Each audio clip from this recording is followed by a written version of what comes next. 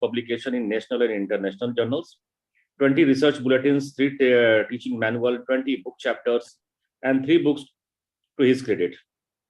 Dr. Mehdi guided 6 PhD and 7 MSc students, besides guiding as a member of advisory board to around 40 students, regionally and nationally. In his service career at different places, Dr. Mehdi was also associated with as many as 7 research projects, besides working as a remote sensing GIS expert for World Bank funded projects. He has total 5 different technologies to his credit, and the packages developed and released by Dr. Mehdi had significantly increased the production and productivity of crop as they were accepted by the sizable section of the farmers. Because now he is the training coordinator of ISRO IRS outreach program, nodal officer of Association of Indian Universities from AU, and apart from that, he is a lot of experience on GIS-based technologies pertaining to groundwater quality monitoring, fertility, and chemistry aspect contributing to crop yield, carbon sequestration. So, seeing his vast experience, now I request Dr. Mehdi to kindly deliver his lecture on the use of biochar for sustainable soil health. So, Dr. Mehdi, please. Thank you, Professor Rai. So, good afternoon to all my participants. So, respected Arora sir, DDG Director, II Indian Institute of Soil Science. So today, actually, the topic assigned to me is use of biochar for sustainable soil health. So I want to share my screen.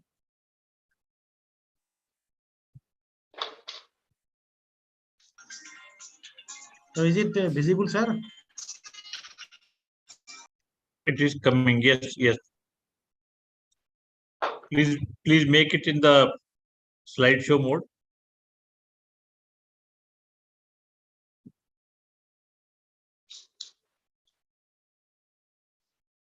Is it okay, sir? Yes, yes. Okay, sir. Now, okay. Okay. Actually, today we'll discuss about the use of biochar for sustainable soil health. So when we talk about biochar, so nowadays our basic motto is to how best we can transform our different biomaterial or bio waste to our bio wealth. So how best we can transform that different rice straw, say harvesting this. So suppose suppose yield of a particular say rice straw is say 4.5 or 5 ton per hectare. So a lot many straw remain in the field without any utilization. So similarly for toria, similarly for wheat. So number of crop waste or bio waste remain unutilized, underutilized in our agricultural scenario. So nowadays our basic motto is to how best we can convert this bio waste to our bio wealth. So when we talk about bio wealth, that means we can say that how we can add certain value to that biomaterial. So under such circumstances, biochar is of immense importance. That means so now also if we look at am I audible, sir? Am I audible? Yes, Doctor. Yes. But your slide, I think it is on the first slide. Yeah, it is on the first slide. Okay, no problem. Okay. Now, actually, nowadays we are talking about global warming. So if we talk about our carbon dioxide concentration in the atmosphere, so for last 10 years, if we talk about 2011, so in that in 2011, our carbon dioxide concentration in the atmosphere was about 389 ppm. So now if we consider in 2019 it is about 412, and now in 2022 it is about 421. That means we are talking about global warming. That means how best we can tap that carbon dioxide through plant system through photosynthesis, and how best we can transform that fixed carbon to the soil material. So we will discuss today about biochar. So next.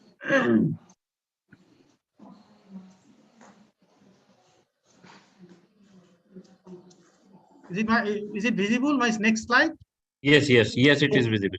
So we will discuss about biochar, its importance, is how we can prepare the different prepare biochar from different feedstock, raw material, and how best we can characterize these different biochar and different methods of applications. Then meeting standards for organic agriculture. That means whether we can go for application of biochar in organic agriculture. That also I will a bit discuss. So this is all about my outline of my today's lecture.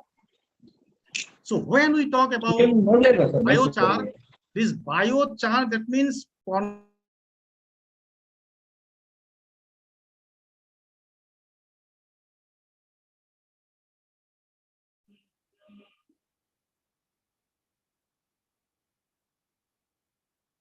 Your voice.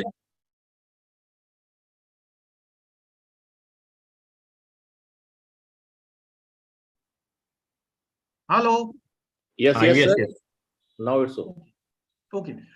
Under limited oxygen environment, that is, we talk about pyrolysis. Pyrolysis, again, there are three types of pyrolysis: the slow pyrolysis, fast pyrolysis, gasification, carbonization. Not many methods are there. So under limited oxygen environment, how best we can produce different char from biomaterial, and characterization and ultimately application in the field. So this is what is biochar. When you talk about biochar, so this is your fine grained charcoal. So again, there are some questions. What is the basic difference between charcoal, biochar, or say activated carbon? There are some sort of difference. So when we talk about charcoal, no, that charcoal, generally when we define charcoal, it is totally related to the production of biofuel. So when we talk about activated carbon, then we generally give much emphasis to how best we can use that activated carbon for adsorption of different heavy metals and all for adsorption purpose. And when we talk about biochar, this biochar is your carbon-rich material which can easily be applied in the field for proper growth and development of crops. So this is your biochar, is a fine-grained charcoal high in organic carbon and largely resistant to decomposition. So again, this biochar, actually, this carbon material, this carbonaceous material are generally fixed into the system, and to release that carbon and to release the different plant nutrients and all, it takes certain time. So we generally use calcification. So this is this biochar generally produced under pyrolysis system. So it creates a recalcitrant soil carbon pool. That is, it is a carbon negative system.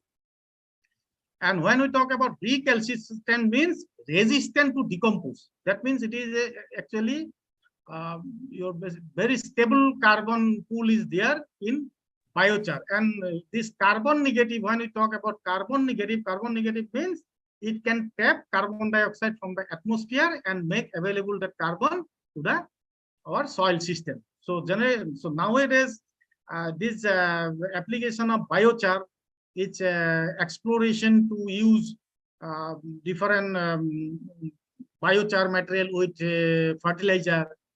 We can best use this biochar for nanotechnology also. Nowadays, we can use this material. So it creates recalcitrant soil carbon pool, that is carbon negative, serving as a net withdrawal of atmospheric carbon dioxide stored in highly recalcitrant soil carbon stock. Again, it enhances nutrient and moisture retention capacity of soil, in which reduces not only the total fertilizer requirements, but also the climate and environmental impact into the crop environment. So as per our International Biochar Initiative Scientific Advisory Body, Scientific Advisory Committee, they generally define these aspects of biochar. Is it visible, sir? Next slide. So when we talk about pyrolysis, no, this pyrolysis there are three different pyrolytic systems. It is a slow pyrolysis. Next, first pyrolysis, and next is a gasification. And these different type of pyrolysis are differentiated based on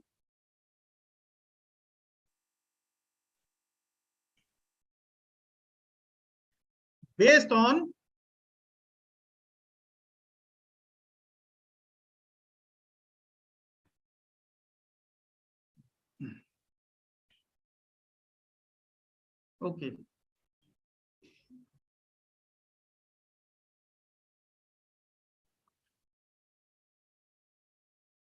Based on different rate of temperature change, which temperature range, and how its residential times.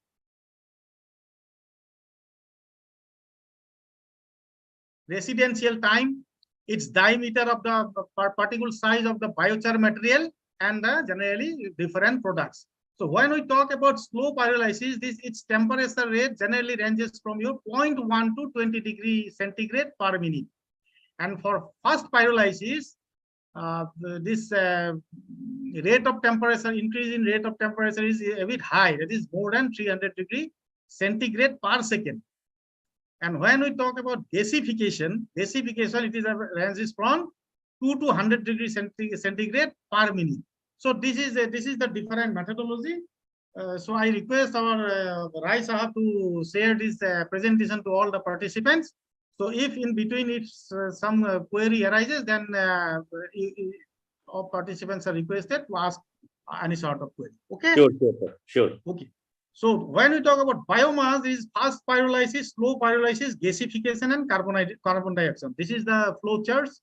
So ultimately, this under slow we generally follow for preparation of biochar. Its recovery percentage is around 30 to 35%, or sometimes even 40%. That means if we it's a 100 kg of biomaterial or feedstock, then out of 100 we generally get 30 to 45 kg of biochar out of that 100. So its recovery percentage is around 30 to 45% based on our pyrolysis temperature.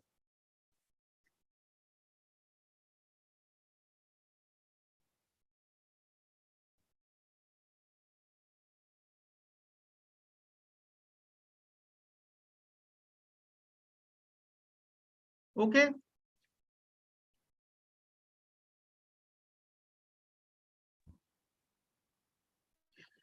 Then why biochar actually?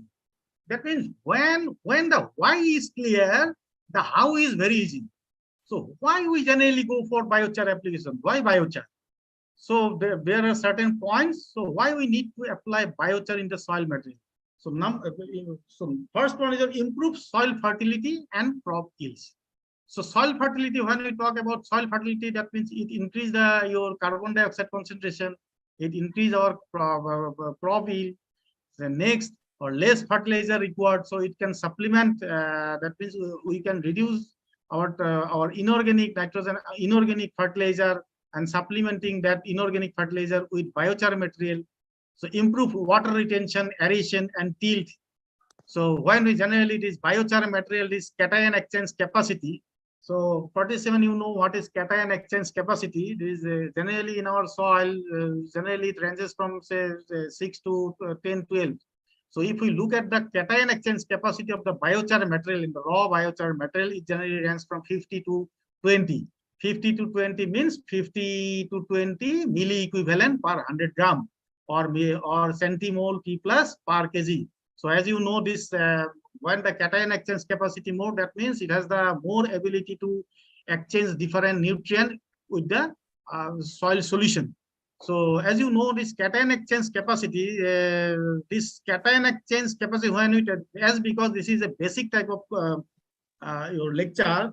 So if somebody asks you how your cation exchange capacity generally help to exchange different nutrients. So my dear friends, So this cation exchange capacity, when we talk about this nutrient or any sort of material are exchanged with the soil complex or the soil solution system on equivalent basis. Suppose we are going to replace, say, aluminium. Say in acid soil, your concentration of aluminium is a bit high. Say aluminium, exchangeable aluminium, it is around 70 to 80 ppm. You will find in acid soil. When we discuss about acid soil management, no. So that means that aluminium toxicity, how best we can remove through lining material. So the basic calculation will be like that. So as you know that aluminium, its atomic mass is 27. Excuse me.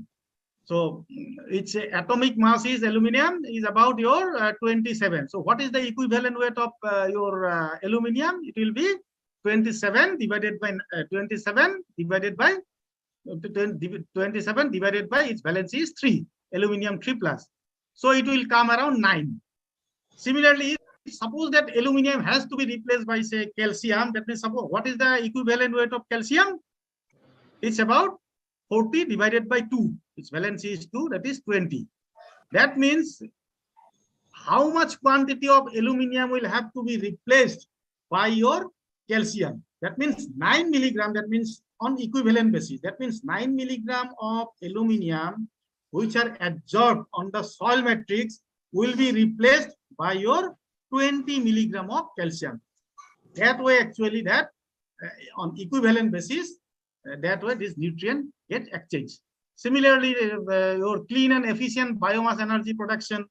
Next is your carbon negative process. Why it is carbon negative process? Because in the atmosphere, why we grow tree? Why we plant tree? That means it can absorb your carbon dioxide through photosynthesis. As you know, a mature tree of about say 40 years mature tree, it can tap 1 ton of carbon dioxide per year. You remember why we generally go for afforestation? Because of the deforestation, generally this global warming, this temperature is getting a bit high. So that is why we generally have to grow tree, because it can tap about 1 ton of carbon dioxide from the atmosphere per year. So similarly, greater on farm profitability. Low cost means water purification. For water purification technique also you can go for application of biochar. We add some activated carbon. No, it has maximum water holding capacity, or this biochar material. No, this biochar, it is having highly porous. Its porosity about 55-60% porosity. Porosity, as you know, my dear student, participant, as you know, what is porosity? You know, Bach density. Bach density is your mass per unit volume. Mass per unit volume, including your pore space. And your particle density is your mass per unit volume, excluding your pore space. So what do you mean by porosity? Porosity is your 1 minus Bach density by particle density. And based on this calculation only, you can easily determine your porosity. So what is the porosity in normal soil? You will get 42 to 45-47% porosity. But for biochar material, no, you will get about 55-60% porosity. So these are the different points. So next.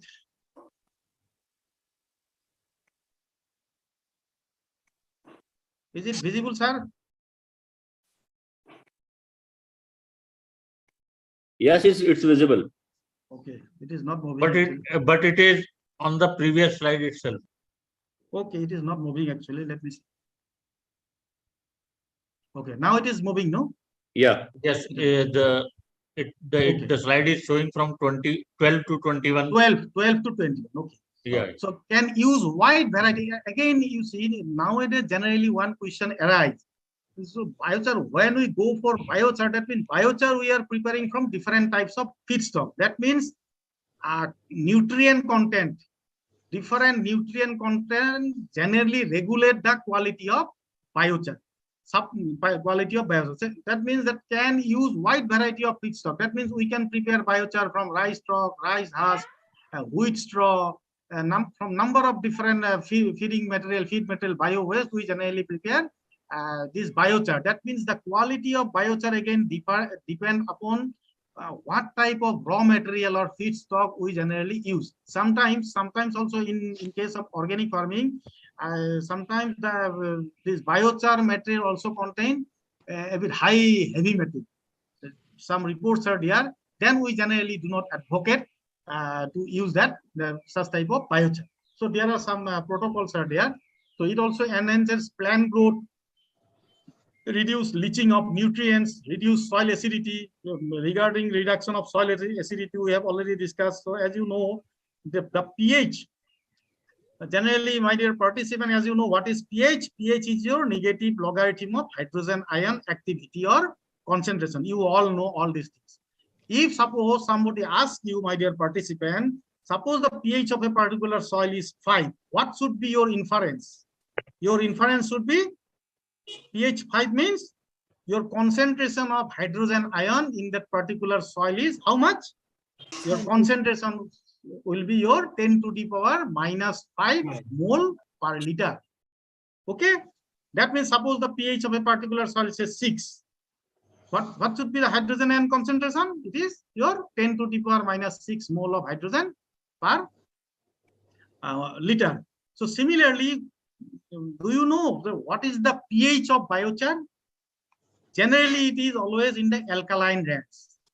So although this pH of biochar also depend upon the feedstock from where you generally prepare the biochar, generally this pH range of biochar, this generally normally ranges from above 9, 8.5 to above 9, 9.5 up to 10. You can get. That means what? If the pH is 9, that means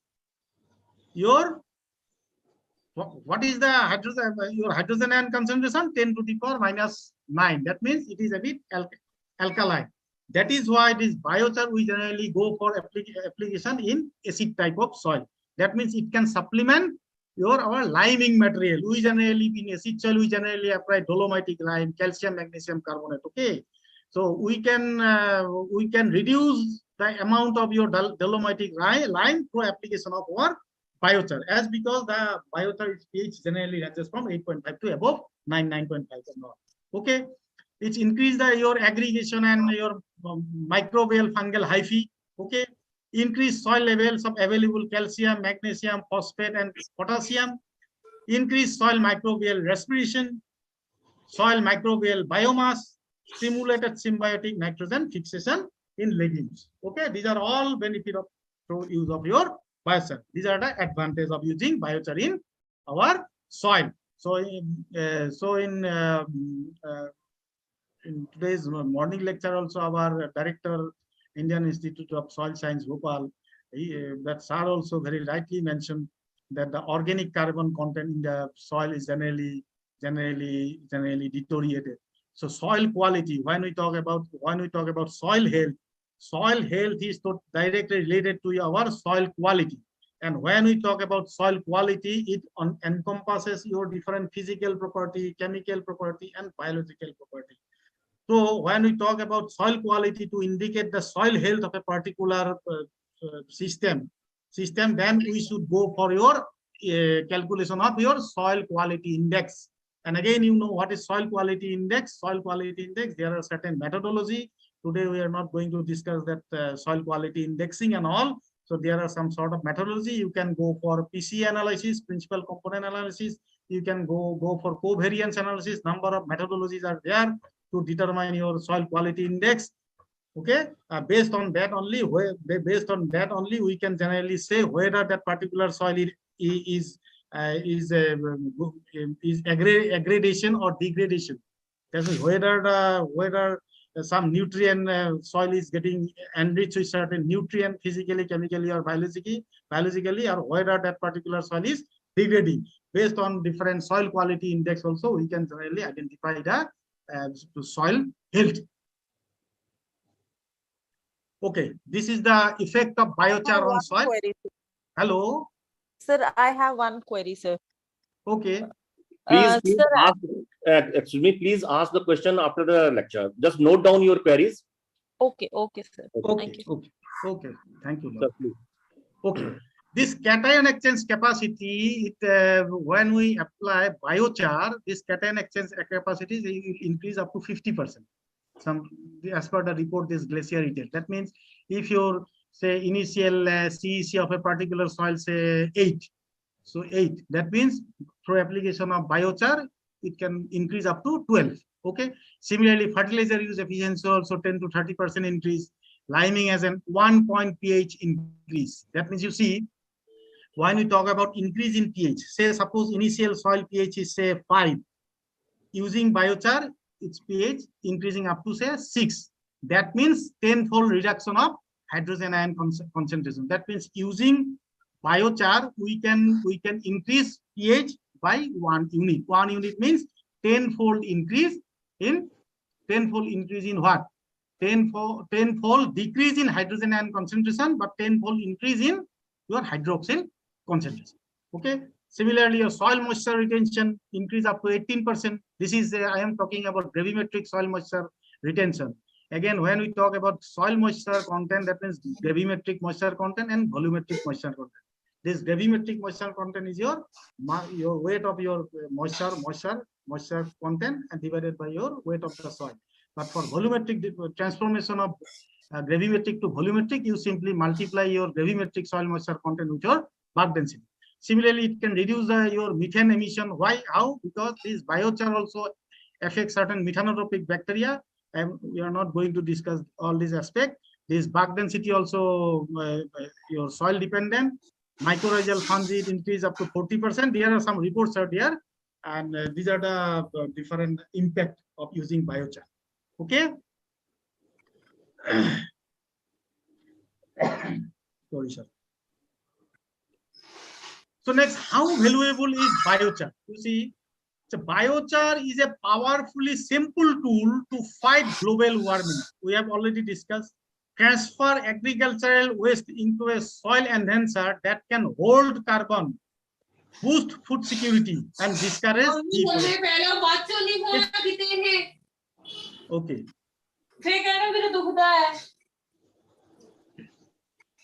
So please, my dear participant, please mute your audio. Okay.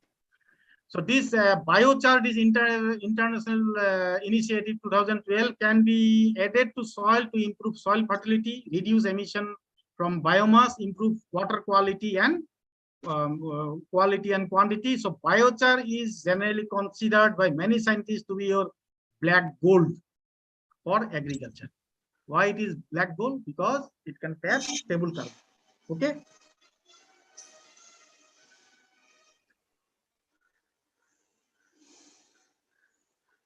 Okay. This is the different methods of biochar preparation. Is it visible now? Yes, sir. very Different- well. Yes, Okay. Yes, sir. Different methods of biochar. That means low cost biochar application. That means nowadays also for our students also I am talking about, you can take some research project proposal about biochar, because this many work has to be yet to be done regarding your biochar. Again, for under different pyrolysis system, what are the different character differentiation? So how best you can use that biochar as a nanomaterial? So how best you can use that biochar in green synthesis of nanomaterial? You can plan accordingly, sir, some project using this biochar. So one method is there, your heap method. Generally in our rural areas, generally this system is generally followed. This wood to be converted, this circle, these are to be heaped above the ground, and above that it has to be covered by your leaves and earthing material for limited oxygen diffusion. Okay, this is the traditional method. So because this traditional method, your recovery percentage is a bit less. Suppose your feedstock material is say 100 kg, you will get generally 15 to 20 kg of biochar, and rest portion you will get that ash and some other material. Okay, as you go on increasing the temperature under limited oxygen environment, your recovery percentage of biochar will also increase. Okay. So next, one method is your drum method. You can go. This is one method. This is the drum method. That is the quality. Its recovery percentage is around 30 to 35%. So another method is one of my students. This is a very small unit, because sometimes what happen actually, this recording of temperature is very difficult during preparation of biochar. So generally 45 to 500, you can use thermal, your infrared thermometer also you can use. So this is a locally designed device, clean. Okay. So its capacity is around say 50 kg. So in the farmer's field itself, you can prepare biochar material. See, he is one of my PhD student. He is preparing some biochar material in the field itself. So these are the different two basic types. One is your TLUD, the annealer stove. Okay, these are the different methods of preparing biochar. Okay, now we will discuss about your this different information will help you a lot. So the physicochemical and morphological properties of biochar. So if you can refer this my lecture also, different physical chemical properties of biochar. So this characterization of biochar is totally dependent upon the feedstock material you have used from different source. So now we will discuss about the physicochemical and morphological properties of the biochar. So now you see, not at all biochar are created equal. So here you see pore size and distribution is determined by the feedstock. You see this porosity, pore volume, so specific surface area totally depend upon your feedstock based on your distribution of your cell structure. Again, based on that only your surface area will differ, your mineral content will vary among feedstock. Okay.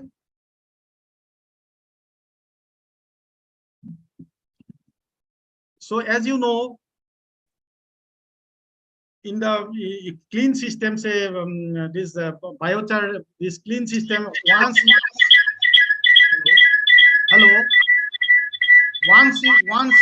once you feed this biomaterial, ultimately it has to be converted to your ultimately stable compound. So how this mechanism is, say, when you heat it up, when you heat your feeding material, feedstock material, your raw material, then carbon, hydrogen, oxygen, and other minerals are volatilized at different rates.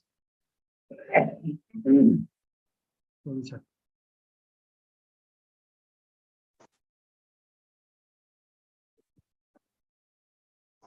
And ultimately, once the different carbon, hydrogen, oxygen, calcium, potassium, nitrogen, phosphorus are getting volatilized, and ultimately the carbon molecule will rearrange to be one stable carbon compound. So it's average recovery percentage, that small clean I have shown you just now, the previous slide.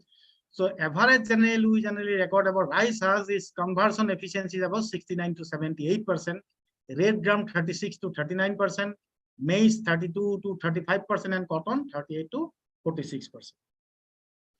So this is the different biochar material we have prepared. This is the biochar, rice straw biochar, your bamboo leaf biochar, thoria stover biochar, rice husk biochar. Okay, now we will discuss about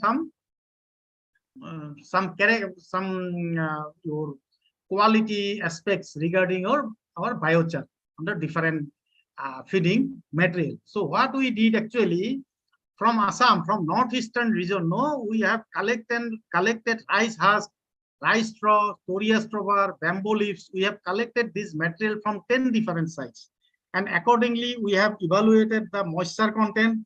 Generally, this moisture content under air dried condition, this moisture content is generally high for rice husk. Okay, these are the simple information for your benefit only. You can refer it. So I have some publication also on biochar in ResearchGate or Google Scholar. So you can search that biochar, BChem80 biochar. then you will get lot many information about your biochar. Okay. So this is your S content. Your rice straw under rice straw under your slow pyrolysis system 25% S content you will get. That means its recovery percentage for biochar is a bit low. Similarly, your bark density for biochar is high. Generally, it is a bit low. It is lowest we generally found in bamboo leaves biochar, 0.178 only. So again, you see that bark density, when we talk about bark density, as you know, mass per unit volume, including your pore space. For biochar, no, these methods are a bit different. So as per International Biochar Initiative, so you, or your one paper also you can write. So your Journal of Chemical and Pharmaceutical Research, you can write it down, my dear participants. Journal of Chemical and Pharmaceutical Research, 2013, volume number 5. You please go through that research paper and all methodology will get over there. Okay. So similarly, particle density is a bit too high, highest in your Torias over biochar, 2.02. Similarly, porosity. Okay, these are different information for your ready reference only. I am talking about. Okay, so suppose we are talking about nowadays just nanomaterial. Okay, you can go for using biochar for nanomaterial synthesis also, because now we generally use your zeolite, bentonite, titanium oxide, silicon oxide. We generally use such type of material for preparation of nanomaterial. Okay, for green synthesis you can use different your bio waste, also bioabsorbent, and biochar also you can use as your carrier for nanoparticles. Nanomaterial, you know, generally 1 to below 100 nanometer, we generally consider your nanomaterial, 10 to the power -9. Okay, these are the different information for your ready reference. Similarly, what is the pore volume? Previously, I have shown you some slides. No, based on the cell structure only, this pore volume regulates your absorbing moisture content. Okay, the highest pore volume you will get in bamboo leaves biochar. Okay, so specific surface area also you can determine by titration method through your titrating your standard iodine solution with your thiosulfate solution. You can go through that. You can go to that. You can refer to that your research paper, that Journal of Chemical and your Pharmaceutical Research. So how your specific surface area of biochar generally you can determine. So we can determine your specific surface area using BAT adsorption isotherm also. You know, no, my dear participants, different isotherms are there. BAT isotherm, that means Brimland, Emmett, and Taylor. One isotherm is there. Using that BAT isotherm also you can calculate the specific surface area. That means if the specific surface area more means it can absorb different nutrient. Okay. So this is a simple different relationship. Okay. Chemical properties of biochar. You see pH. I talk about pH. No. So highest pH you will get from rice straw biochar. It is around 9.46.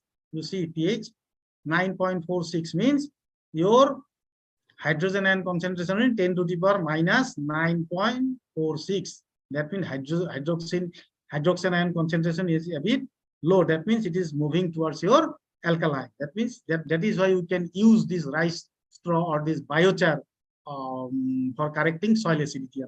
Okay. Similarly, EC generally 1. Okay. These are the different information you can refer. Okay. Similarly, CEC you see 15.67 to 16.68. Okay. These are CEC. Similarly, total carbon is around 49.424. Again, my dear participant, so somebody may ask you one question, whether we can go for application of biochar in organic agriculture. What should be your answer? Your answer should be like that. So to apply biochar, there are certain protocol we'll discuss. To apply biochar in the organic agriculture system, no, minimum total carbon percentage should be above 50%. My dear participant, please remember this. Okay, if it is more than 50% total carbon, then we can go for using biochar in organic agriculture. Now here 49, it is okay actually, 49. 39 we cannot go for, 41, 36 we cannot go for application size of biochar in organic agriculture. Sorry. Okay, these are the different information, total nitrogen, then total P. Okay.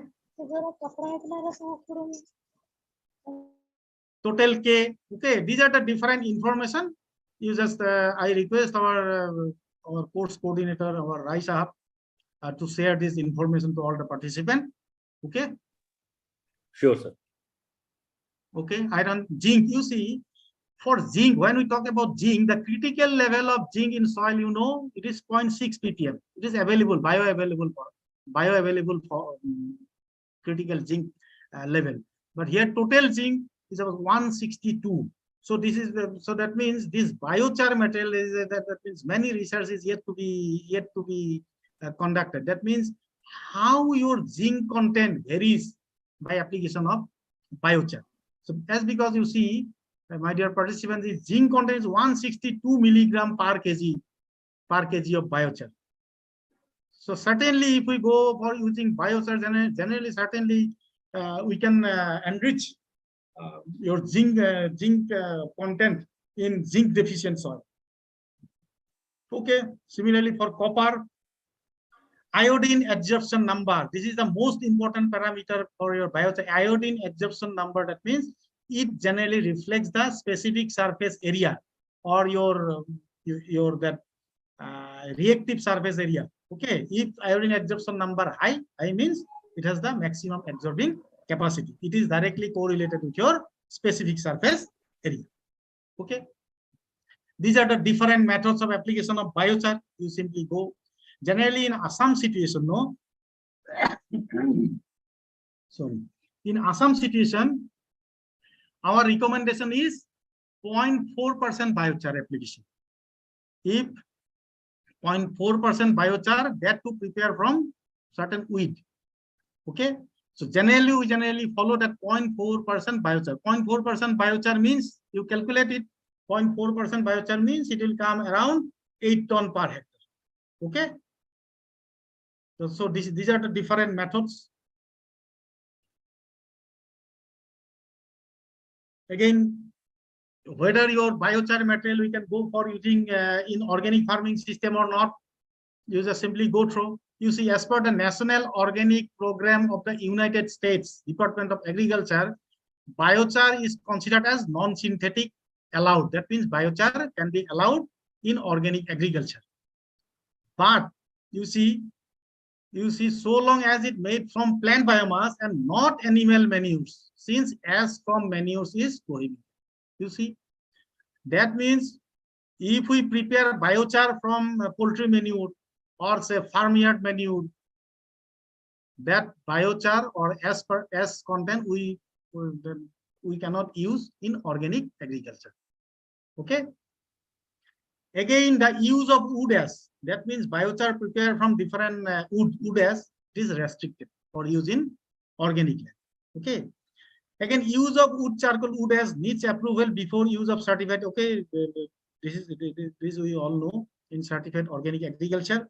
With the rise of interest in and availability of biochar, individual certification agencies start regulating biochar as a soil amendment in organic agriculture. Okay.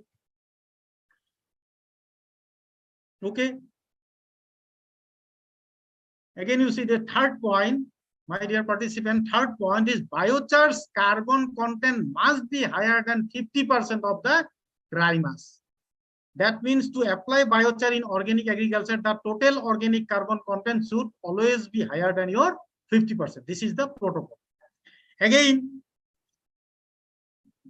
that type of biochar which you are going to apply in a particular soil, no, again the molar concentration of hydrogen and carbon, this ratio must be less than your 0.7. This is the standard. If it is more than say 0.8, 0.9 or more than 1, then we cannot go for using that type of biochar in our organic agriculture. Similarly, for molar organic and carbon 0.4. So these biochar nutrient content with regard to nitrogen, phosphorus, potassium, magnesium, calcium must be available and listed on the delivery slip. Okay. These are the general statement. Again, regarding your, I talked about the heavy metal content. Regarding the heavy metal contents, whether the heavy metal, if the heavy metal content of a particular feedstock is a bit high, then whether the biochar prepared from that particular type of your feedstock, whether we generally go for application of that type of biochar in organic agriculture, yes or no. So we'll have to abide by this protocol. So threshold value of heavy metals to the biochar's total dry mass must be maintained within the prescribed limit. Say lead, PB lead, it should always be less than 150 gram per ton of dry matter. Only then we can go for using that biochar in organic agriculture. Similarly, for cadmium, it is less than 1.5. For copper, it is less than 100 gram. For nickel, less than 50 gram. Mercury, less than 1 gram. Zinc, less than 400 gram. Chromium, less than 90 gram. And arsenic less than 13 gram. Because nowadays, as you know, my dear participant, this arsenic is actually not a metal. It is metalloid. Metal, you know, heavy metal. Heavy metal. When we say a particular metal is heavy, that means when its specific gravity or specific density is more than 5. So here, this arsenic is a metalloid. This arsenic is an emerging issue because we are rice eater generally, you know, and among all the cereal, rice is the heavy accumulator of arsenic. Rice is the heavy accumulator of arsenic. That is why we are using rice straw, rice husk and all, because before that we'll have to analyze the arsenic content of that particular feedstock. And for premium quality of your that biochar, it should be your lead content should be less than 120, your cadmium less than 100. This is for premium quality of biochar. And other aspects of your biochar pH content. pH content is your biochemical character, that is pH, your polycyclic aromatic hydrocarbon. Okay. So these are the different protocols. So meeting standard of feedstock, you simply go through, my dear participants. So again, whether that particular biochar whether we can go for application in organic agriculture or not. Again, there is one protocol you see, last but one. Feedstock used for the production of biochar must not be transported over a distance greater than 80 kilometers.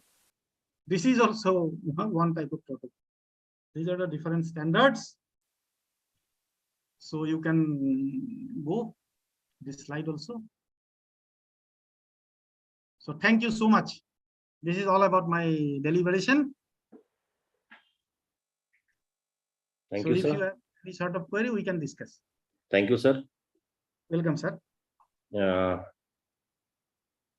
Any query or doubt? Dr.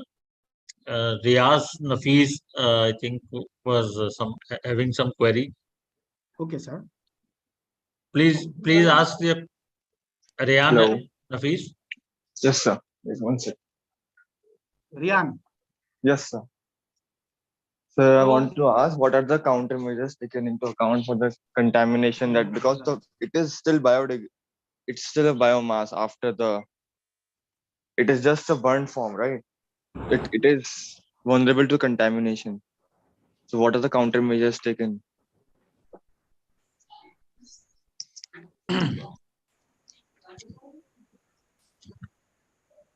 Pardon? Hello. Dr. Binoy, he is asking. Hello. Yes. Dr. Binoy, he is asking that if you are adding biochar, Yes. so it is prone to contamination of, say, microbes and all that, because it is an organic product. what is the counter for that to check the pathogens or any such kind of Contamination. material can be added along with this to counter the Yes, yes, exactly. pathogen. To counter the Pathogens. pathogenicity. You are talking about Yeah, pathogenicity. No? Yeah. This is normally there are lot many research work has to be conducted. So this is a newly emerging issue. So here actually in some situation we generally go for 0.4% application of biochar. Here, so here also we have after application of biochar 0.4, before application of biochar, no, we have Yeah. analyzed its heavy metal content, its lead content, lead, cadmium, chromium, its content should be less than your permissible level. Okay. Okay, So okay. when we apply that that safe quantity of biochar less than 0.4%, okay, then we Yeah. have seen that not much effect has been recorded on your microbial diversity. So after application of your biochar at the rate of 0.4%, no, in our Yeah. case in Assam situation, if the pH is around 5 to 0.5, no, it's here your bacterial count is nearly 10 to the power minus 9, 10 to the power minus 6 bacterial count. I am talking about. Oh. It is well maintained, sir. So It wait, is well what maintained. is the Still what some is research the is needed. so what is the like a safe space, a safe point between that which should be like this amount of at least should be there so that it is not that effective. No, Like, that standardization, you are talking about standardization of using biochar material, no? Yeah, sir. Yes, sir. That's the safe point where you can just use it safe and point. Safe point in Assam situation, it is 0.4%. That Okay, means okay. up to 9 ton, up to 8 to 9 ton, we can go for. But beyond that, it is harmful. it is Sorry. vulnerable to the okay. Yeah, vulnerable. Sorry. Actually, presently we are concentrating on improving the health of the soil by using Yes, this as a sir. source of nutrient Yeah. or a source of carbon. Maybe Yes. your point, because organic materials like manures and compost and all Yes. these have the potential to Yes, sir. contaminate. But maybe in future, if contamination will be a problem, maybe these can be taken up. This needs further research, sir. Yeah. Thank Yeah. you. Thank you. Thank you. The emerging Some other topic. queries Yeah. from we have got from Sudhir Morde. Sudhir Morde, can you ask it हाँ or sir I will read it out? हाँ sir मैं महाराष्ट्र से हूँ sir हाँ, hello बोलिए बोलिए। हाँ sir नमस्कार, बोलिए। नमस्ते सर तो जो बायोचार हम प्रिपेयर कर सकते हैं क्योंकि वीट का ज्यादा एरिया है हमारे यहाँ पे तो हाँ जी। कुछ पॉसिबिलिटी है कि बायोचार उससे प्रिपेयर कर सके हाँ, very good question. So doctor साहब आप देखिए जो असम में जो है ना ये मोनोक्रॉप एरिया है, ठीक है। सो राइस हम लोग ज्यादा ये ग्रो करते हैं, तो generally 17 lakh hectare we are growing rice over year.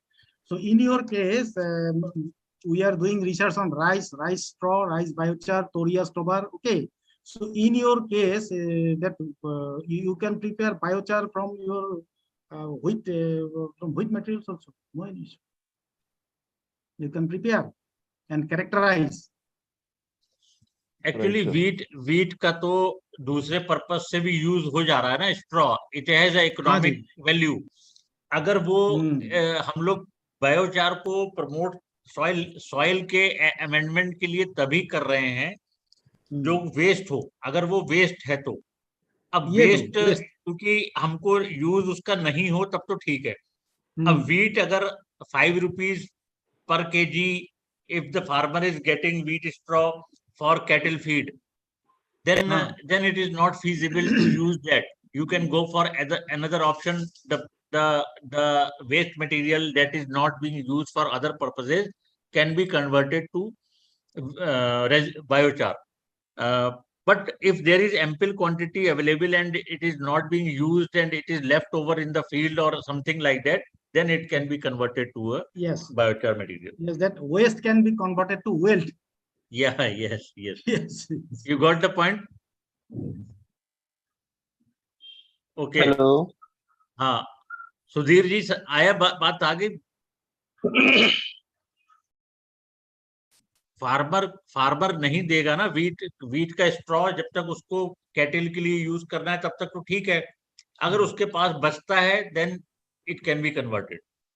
हाँ जी, असम में भी प्रोटोकॉल ऑलमोस्ट सेम है। सेम है। ये मुस्कुला प्रवीणा, Yes, sir. please ask your question. Please, first you introduce yourself from where you are and what are you doing. Yes, sir. I'm Pravina. I have completed my master's from Lovely Professional University. I have completed my MSc in Soil Science and Agriculture Chemistry program. And my doubt is, if we use biochar in regenerative agriculture, it helps in increasing soil organic carbon. Hello. Yes, Dr. Binoy. So actually, Audi.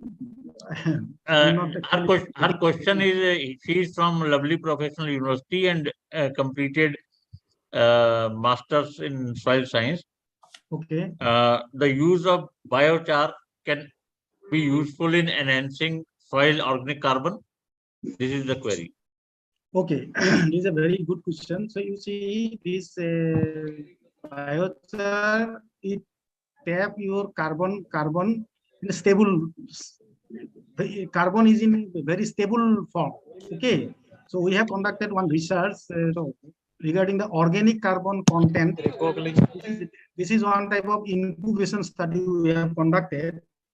Organic carbon content after application of biochar.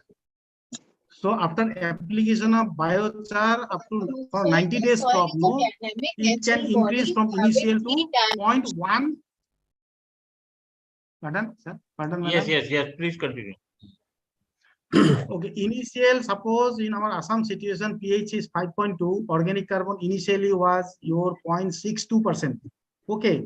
After 90 days, we have conducted one incubation study. After 3 months, it increased the organic carbon content by about 0.17% up to 90 days. 0.17%. Can you get my point, madam? Yes, sir. I got your point, sir. But I have one more doubt. Okay. If soil organic carbon is increasing more, तो alternatively oxygen content तो decrease होगा, तो soil microorganisms के लिए थोड़ा harmful भी हो सकता है। नहीं, उसमें ऐसा है ना कि जब तक organic 5%, the soil has the possibility to sustain organic carbon or organic material up to 5%. Thereafter, then the problem of oxygen or something like that will be there. But in our soils, the organic carbon content is already very low, so we have no problem regarding 5%. It's a 5% or 0.5%. Actually, as per the composition of the soil, we can accommodate 5% of the organic materials maximum. Okay. Maybe in forest soil or maybe in any soil, which is more as per the composition of the soil. Say 50% is the mineral or 45% is the mineral composition and 25% water and 25% air for ideal soil. But in our soil, the organic carbon is far low. So adding biochar to such a level will not reduce any oxygen levels or the problems associated with the high carbon, because the soils are still deficient in the carbon. So when we talk, yes. Actually, when the organic carbon percentage is low, that means it is less than 0.5%. Okay. Yeah. So if we apply biochar, then in our case, up to 90 days, we can increase up to 0.15%. That means 0.5 plus 0.15, 0.65%. Okay. That means it will come under medium organic carbon content. Again, the dissolved oxygen. We are talking about dissolved oxygen in that soil material. No. Dissolved oxygen. Hello. Yes. dissolved oxygen, generally it should be around 5 ppm, no? 5 ppm dissolved oxygen.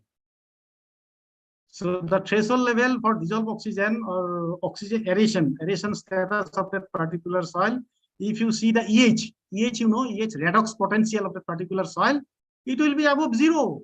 It will be above around 50 to 100 millivolt. You will get. Okay, thank you. Okay, sir. Indu Chopra. Ji sir, good afternoon. Yeah. Sir, myself Dr. Indu Chopra, I'm from IRI, sir, New Okay, Delhi. sir. Sir, Namaskar. I want to ask, sir, कि crop residue burning जब की जाती है, that involves burning in presence of oxygen. And biochar में है sir कि pyrolysis that in the absence of oxygen we are preparing biochar. But sir, question मेरा ये है कि sir जब हम biochar prepare करते हैं, it is additional energy we are giving as input. So sir, is it possible to get it in the farmers field as at large scale? क्योंकि sir जो हमारे यहाँ presentations हुई हैं sir, उसमें because it is having additional input in presence of nitrogen or sir कहें कि in absence of oxygen we are preparing the biochar, so it is giving extra energy input. So sir, is it possible or is it feasible to get it prepared on large scale and get it applied, sir? Large scale, yeah, this is a very pertinent question, madam. Actually, if we go for in situ management of bio-waste, bio-waste and ultimately converting that to your bio-oil. So what we do generally in our farmers field, so जो drum है ना, बड़ा drum है ना, we have prepared some clean. So in situ हम लोग वो farmers को aware कर देते हैं, जैसे ऐसे करो. In situ बना के वो लोग apply करते हैं. So sir, your question is very much pertinent. So it is a huge energy involvement will be there. It is yes. Sir उसके अलावा जैसे हमारा बायोचार बना, उसके अलावा सर हमारी एडिशनल प्रोडक्ट भी आएगी सर, टार आएगा और सर वो ऑयल जो जनरेट होगा. तो सर एडिशनल उसकी फिर सर कंजम्पशन किस तरह से हम कर सकते हैं? क्या सर कहीं एडिशनल कंटामिनेंट तो नहीं हो जाएगा सर वो फिर हमारे लैंड के लिए अगर वो करते हैं?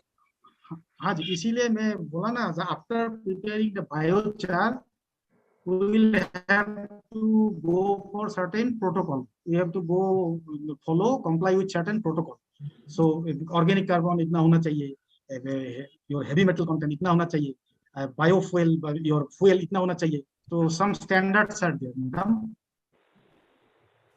Okay, thank you sir. Madam ये एक्चुअली मैं ऐड करूं कुछ. लास्ट स्लाइड में मैंने देखा था. इसमें ऐसा है सर कि एक ये भी बात है कि आज का जो एग्रीकल्चर है, मतलब आज के टाइम में जिस स्टेज में हम लोग पहुंच गए हैं, उसमें बेनिफिट रिस्क रेशियो पे ज्यादा हम लोग ध्यान दे रहे हैं. बेनिफिट रिस्क रेशियो का मतलब ये कि चलिए रिस्क इन्वॉल्व है, कुछ ना कुछ रिस्क इन्वॉल्व है, पर कितना बेनिफिट हो रहा है? क्योंकि बेनिफिट इसलिए देखना है कि सॉइल की हेल्थ बहुत पुअर हो गई है, उसको अगर हम रिवाइव करना है तो थोड़ा सा रिस्क लेना पड़ेगा, थोड़े से इनपुट डालने पड़ेंगे, थोड़ा सा एनर्जी का कंजम्पशन बढ़ भी जाए तो हमको सॉइल हेल्थ पे.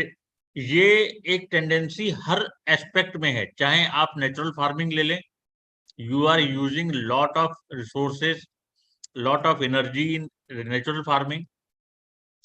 अगर आप ऑर्गेनिक फार्मिंग ले लें, उसमें भी we are using lot of inputs, cow material में भी ऑर्गेनिक मटेरियल, सब कई चीजें. तो अभी बेनिफिट को देखने के लिए रिस्क को भी साथ में देखना है. तो ये नहीं कह सकते कि फ्री में available material we are using directly to improve soil health. Free कुछ नहीं है. अभी एनर्जी का भी इम्पोर्टेंट रिसोर्स है, क्या कहते हैं, ऑर्गेनिक मटेरियल्स का भी रिसोर्स है. बट जहां लेकुना हमारी आ गया है उसको कंपनसेट हमको करना है. तो बेनिफिट लेने के लिए थोड़ा सा हमको रिस्क फैक्टर या लॉस फैक्टर समझ लीजिए, वो हमको ध्यान में रखना पड़ेगा. It is giving more benefit as compare to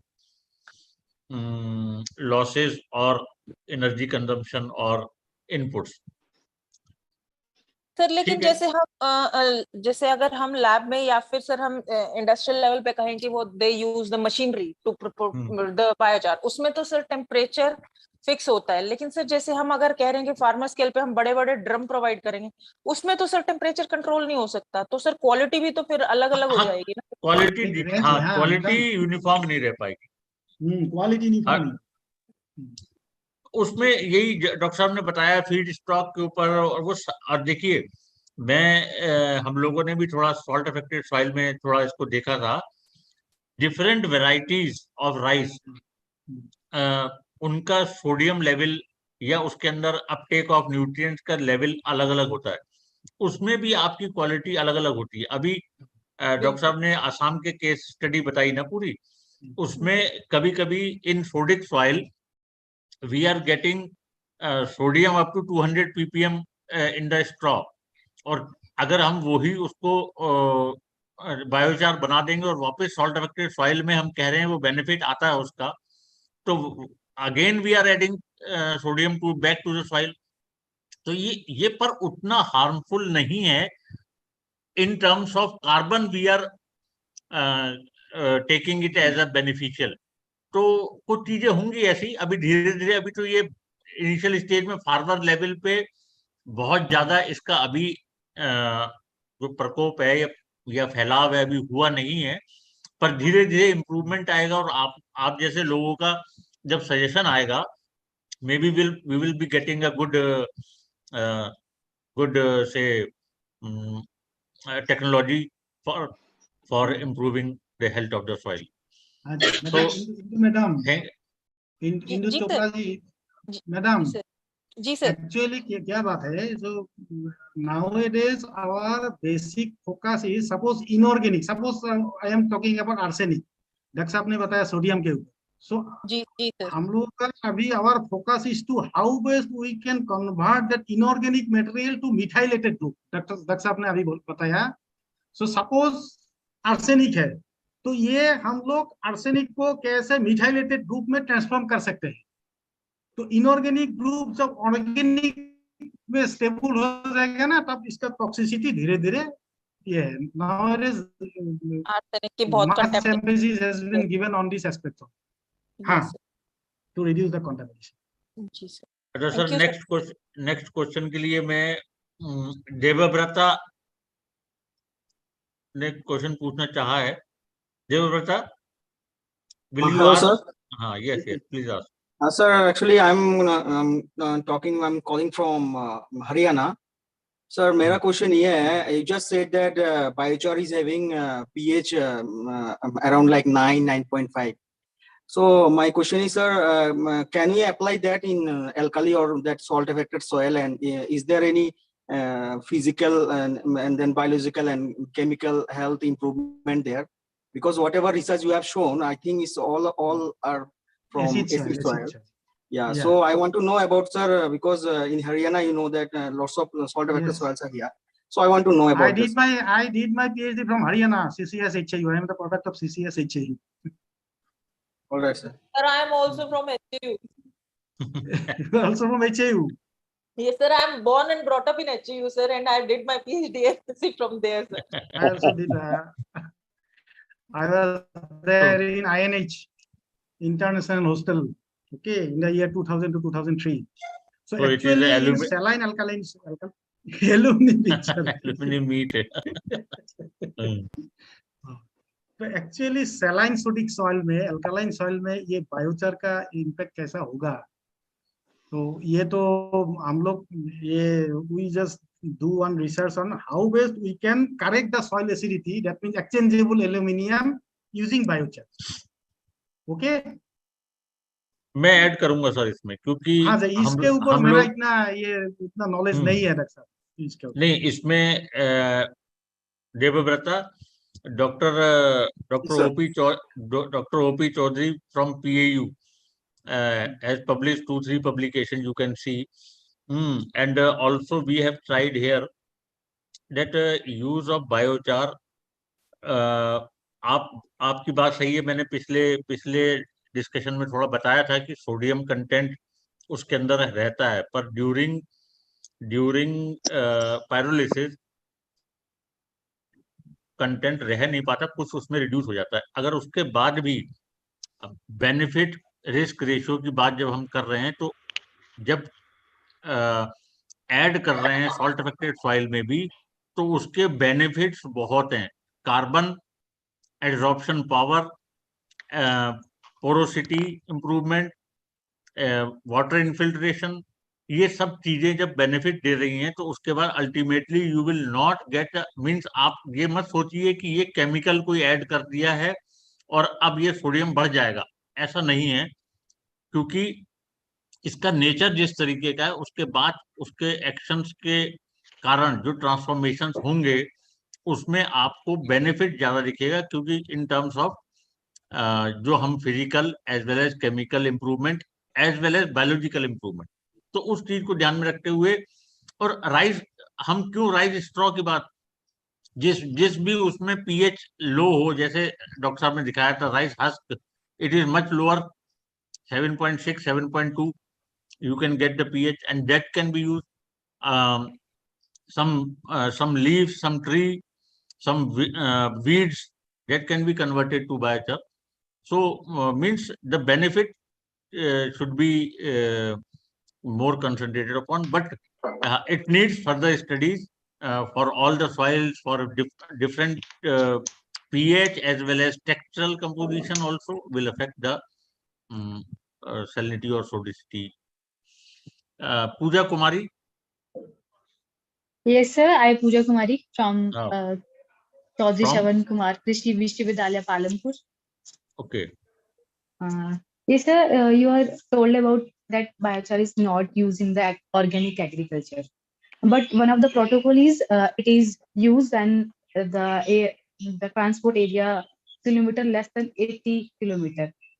तो सर इसमें इसके पीछे क्या लॉजिक है? जैसे हम तो ऑर्गेनिक मतलब एग्रीकल्चर में मेनली इनपुट जो फार्म इनपुट है वही यूज करते हैं, तो फिर ऑर्गेनिक एग्रीकल्चर का अगर जो रेजिड्यूज है अगर वो हम ऑर्गेनिक फार्म से ही यूज करेंगे, तब उसको हम क्या ऑर्गेनिक फार्मिंग में यूज कर सकते हैं सर? हेलो हेलो सर, बताइए बताइए। आपका क्वेश्चन है बायोचार ऑर्गेनिक एग्रीकल्चर में यूज कर सकते हैं कि नहीं, ऐसा ये पहले हाँ जी सर है कि नहीं कर सकते कि कर सकते हैं? Actually, I told you, no, actually the total organic carbon content should be more than 50%. Okay. Yes, sir. Yes, sir. This is one type of protocol, and your lead content should be your less than 150 gram per ton of your biochar dry material. I have shared that slide. Some protocols are there. If that biochar fulfill that different requirement protocols, no, then you can certainly go for application of biochar in organic. Okay, sir. We can use in the organic farming. Yeah. As well. Okay. But you'll have to check it whether your heavy metal content is within that range, below that particular permissible limit.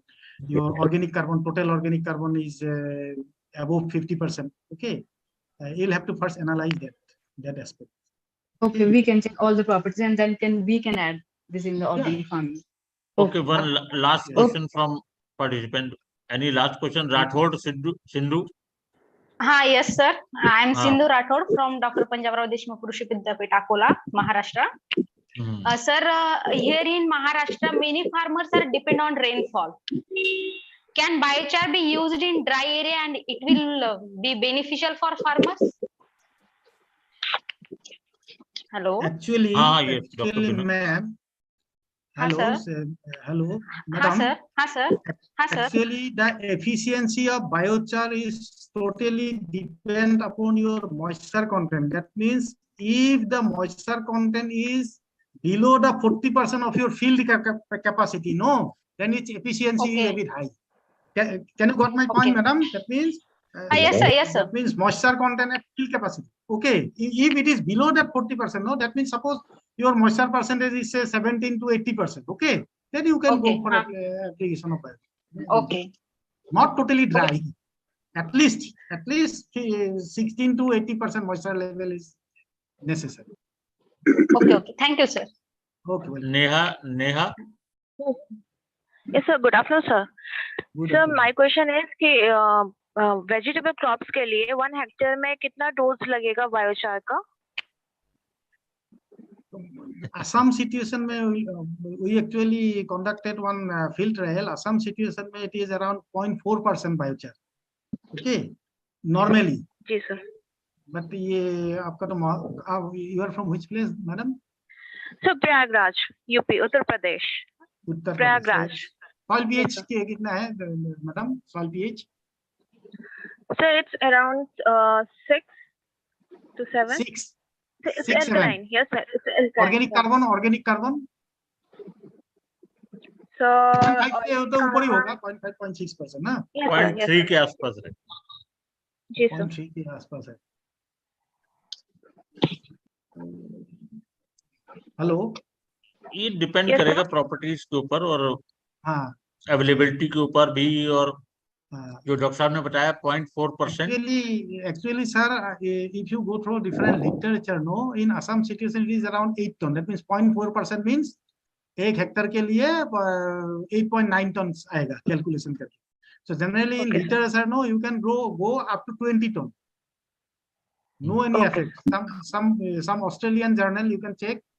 Lot many research work on biochar has been conducted by China and Australia. You can check it. So up to 20-25 ton we can go for application of biochar.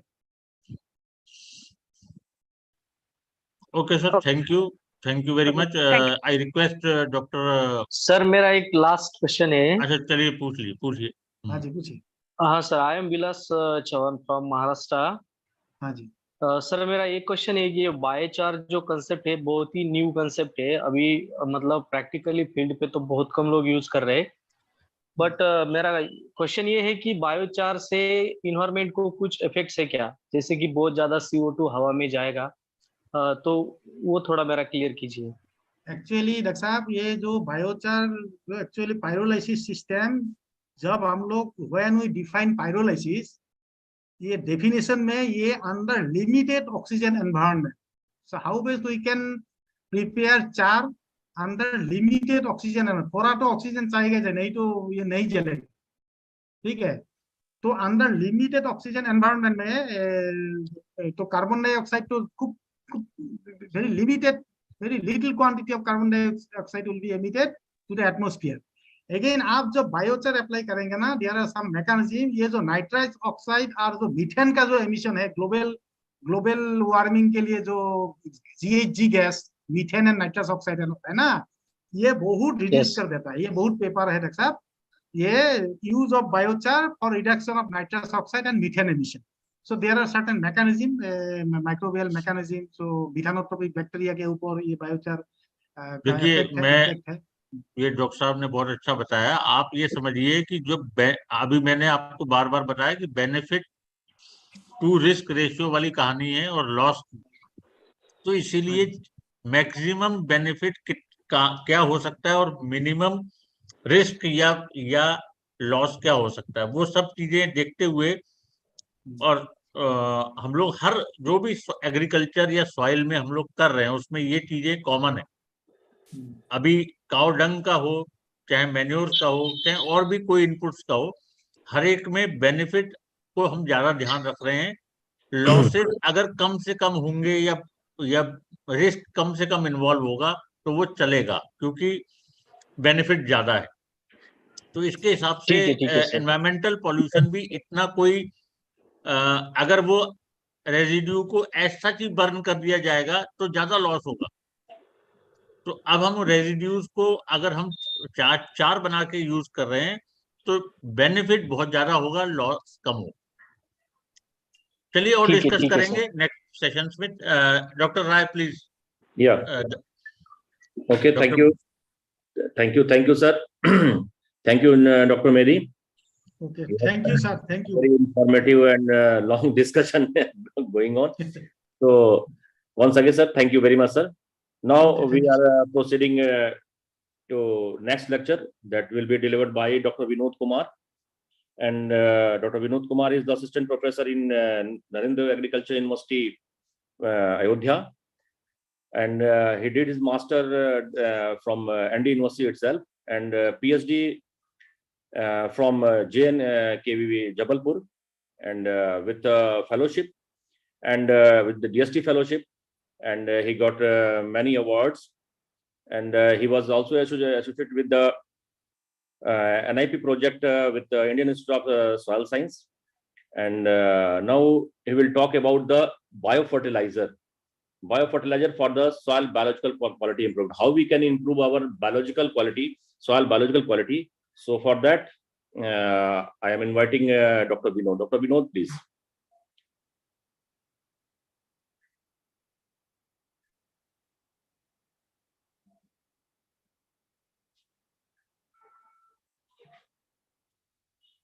Dr. Vinod, आवाज नहीं आ रही है.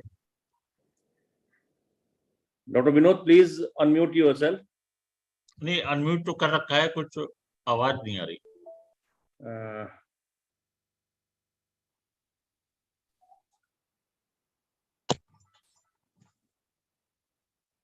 नहीं, अभी नहीं है.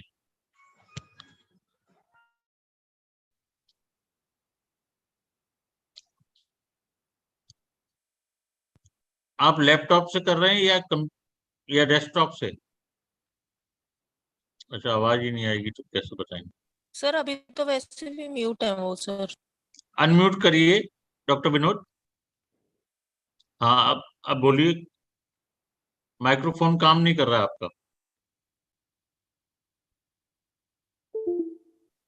या आप बोलिए. या डॉक्टर विनोद प्लीज. नहीं, अब फिर नहीं आ रही है भाई. वो आई थी बीच में.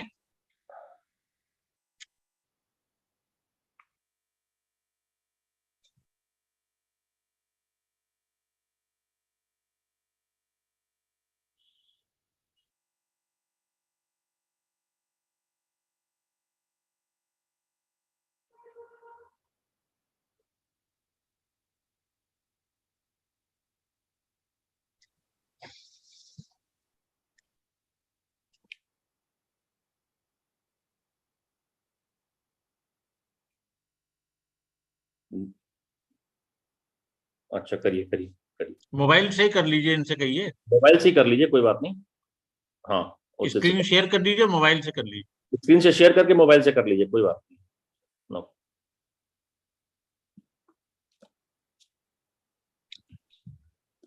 मीनवाइल जब तक डॉक्टर विनोद ट्राई कर रहे हैं, पार्टिसिपेंट्स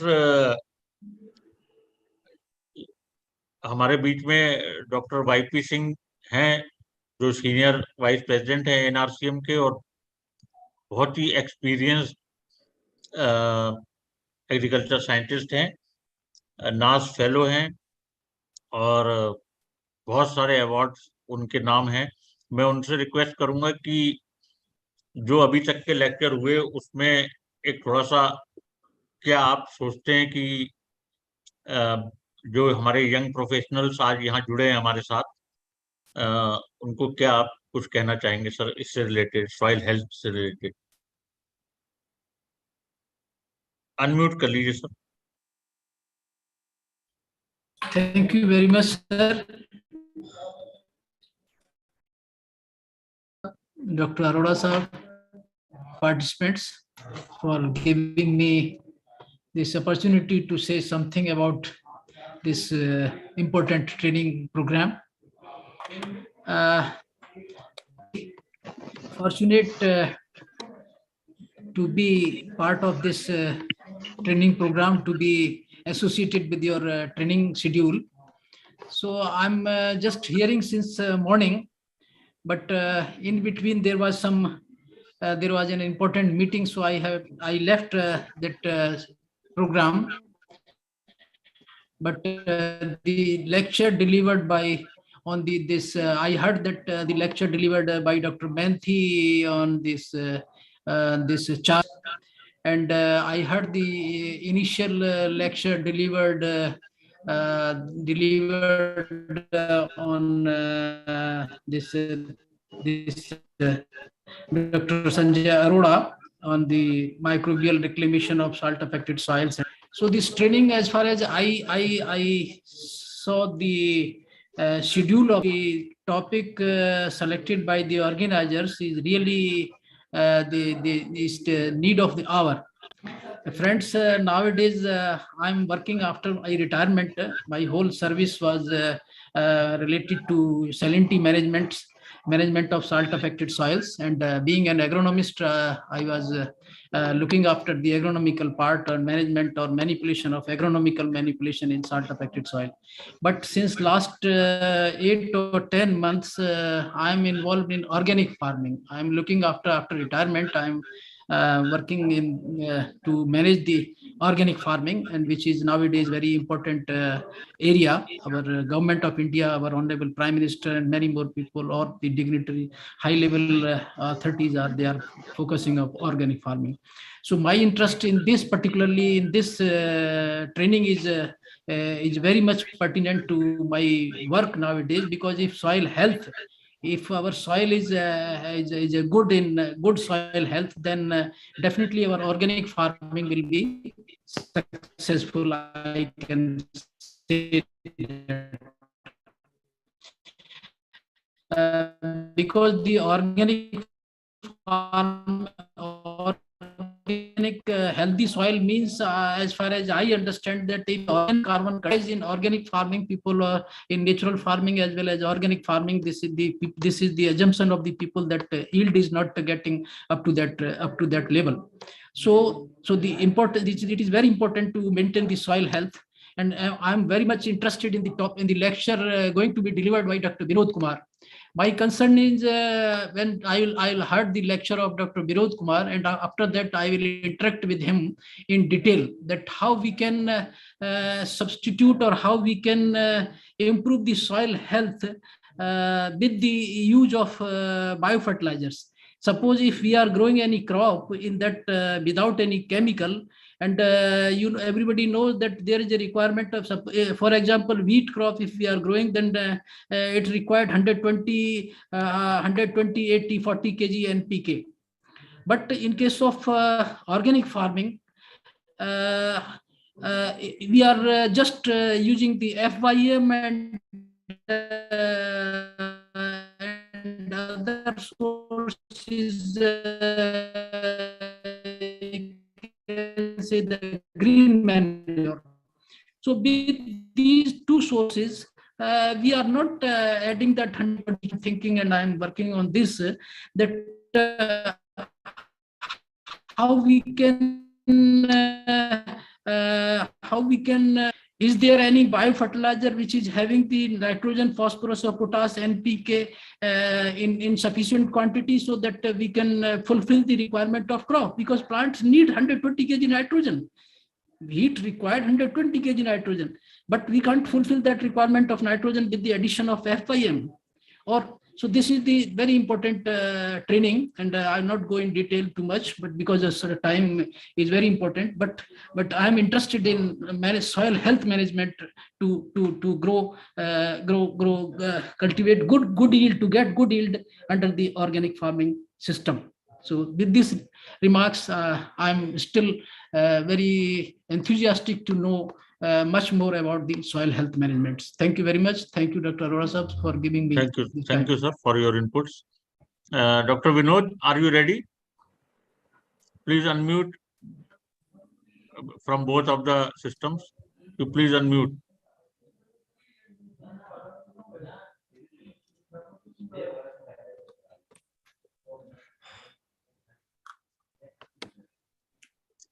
चेक कर लीजिए बोल के डॉक्टर, अनम्यूट करके.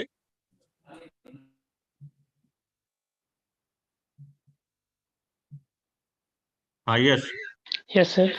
हाँ सर, आप प्रेजेंटेशन स्लाइड उससे दिखा दीजिए कंप्यूटर से, और उसका वो बंद करना पड़ेगा. सर वो म्यूट करना पड़ेगा, नहीं तो इको हो जाएगी साउंड हाँ, से. वो आप उस वाले में अपना स्पीकर बंद कर दीजिए. डेस्कटॉप से कर रहे हैं या लैपटॉप से?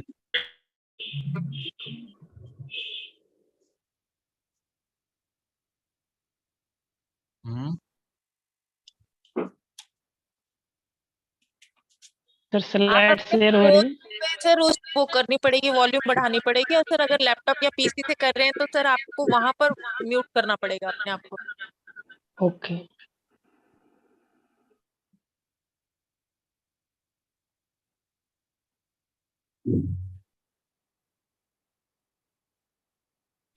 डॉक्टर राय, इन्होंने आपको स्लाइडें भेजी हैं? नहीं, स्लाइड नहीं, प्रेजेंटेशन भेजी नहीं उन्होंने। अगर भेज देते तो आप उसको कर देते और वो बोल लेते। सर स्लाइड्स हो रहे हैं से? करिए अब। नहीं हो रहा है, अभी नहीं हो रहा, अभी आपको ही आ रहा था, अब करिए, आ जाएगा। सर यहाँ से मैं शेयर कर दिया। अच्छा सुनिए डॉक्टर विनोद सर, आपका जो डेस्कटॉप या लैपटॉप जो कंप्यूटर खुला है, यस सर, उसकी आवाज तो कर दीजिए बंद। बंद हो गया सर, कर दिया मैंने। हाँ अच्छा, दूसरा अब उसमें आप पावर पॉइंट प्रेजेंटेशन खोल दिए? ओपन है सर। अच्छा उसको ये जो जूम में नीचे शेयरिंग का आ रहा है बटन, हाँ सर। इसमें उसी ग्रीन से कलर का आना होगा शेयर के लिए। जी उसको शेयर वहां दबाइए और सर, को होस्ट वहां से अगर अलाउ किया जाएगा तभी शेयर होता है सर। नहीं नहीं, मैंने तो अलाउ कर रखा है।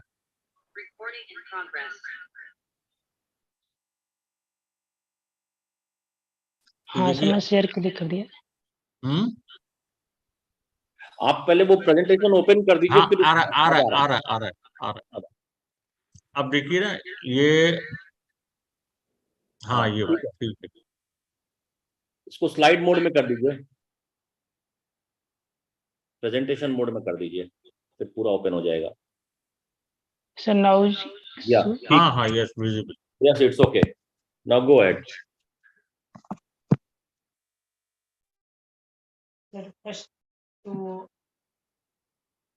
thank you to NARSM Lucknow and organizing team national training program of soil health management and concept of practice for give the opportunity in this training program to a lecture deliver on the topic of soil biological quality improvements. In the words, quality and soil health day by day are declining because decline the microbial population as well as microorganisms, bacteria, fungi, actinomycetes. Doctor slide नहीं चल रही है, slide आपकी आगे नहीं बढ़ रही है। Just intro part. Then soil quality is defined as the capacity of a soil to function with the natural management ecosystem boundaries along with sustainable plant growth and animal production, means milk, meat, etc., maintaining the enhanced and water quality, like water pollution, air pollution, etc., and support the human health and habitations. The numerous alternative uses of the soil as a living resource of meaning of the term of the soil health. Means all bacteria, fungi, actinomycetes are found in the soil, so you know as the soil as a natural body. So depend on the defined purpose of the such as for the agriculture usage or sustainable use of land. So soil health as a defined as a continuous capacity of the soil to function in the vital living systems, means maintain the microbial population in the soil for proper function as their role for crop production as well as support the other plant trees. By recognizing that in the country, biological element that the key ecosystem, the function of land use boundaries, these functions are able to sustain biological productivity of soil, maintain the quality of surrounding air and water environment, as well as they promote the plant, animal, and human health. Means the loss of the different nutrients in the soil, air environment, or groundwater enrich the nitrate content and the water pollutions.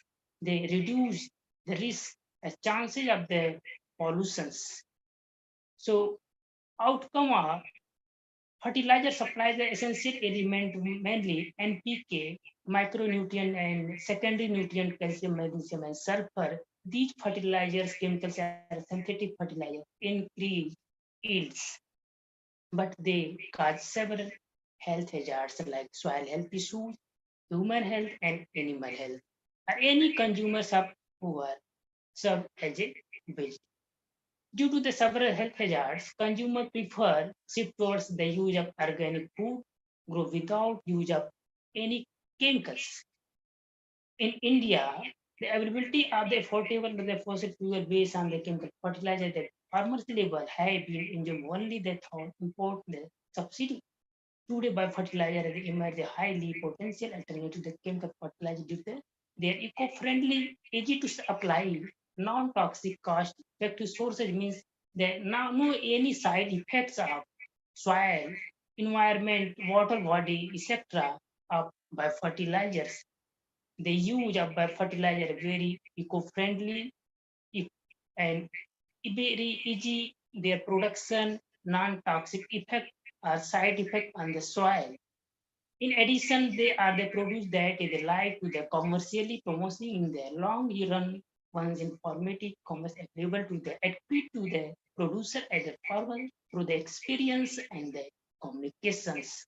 So need the gap between the awareness about biofertilizer for application and adaptation of biofertilizer in agriculture sectors. I promote the farmer to use a biofertilizer a good quality for crop productions. What are biofertilizers? We know the numbers of species of bacteria and microbes are found in our soil systems, and these microbes govern the different nutrient cycles, carbon, nitrogen, phosphorus, sulfur cycle, etc. And these cycles supply the nutrient to plants. There are 5 different types of major bacteria or microbes are found in the soil, boost the soil and plant health, especially bacteria, actinomycetes, fungus, protozoa, and nematodes.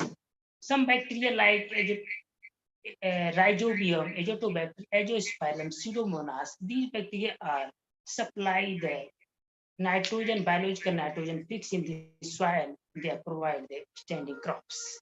Actinomycetes as a PGPR play an important role plant growth promoting Pseudomonas as well as plant growth promoting characters. They are produced a different organic compounds, vitamin, etc., antibiotics, and also support the decomposition of crop residue and release the different organic element convert to inorganic, means mineralization of nutrients. Fungi also support the decomposition of mycorrhiza and some fungus. Mobilize the nutrients from soil one place to another place and supply to the plant and plant easy uptake, especially phosphorus and magnesium, etc. Mycorrhiza is the best example. They extend the root surface area and plant the uptake of more nutrient, means use efficiency will be increased. Protozoa are a large microbe that love in the conjugate and the surrounding of bacteria. In fact, nutrients that are the eaten bacteria are released the protozoa to the branch. Nematode as a last microorganism, they are not a major play important role in agriculture, but other beneficial effect on the eating of the pathogenic nematodes and screening the nutrient to the plants. Distribution of the microorganism in the soil profiles with the different layer. We have found the different populations of the bacterial and microorganism population depend on their population in soil profile on their food source available in our soil systems. The abundance of the biomass of most microorganisms is highest in the top 10 centimeter, top 10 to 15 centimeter of the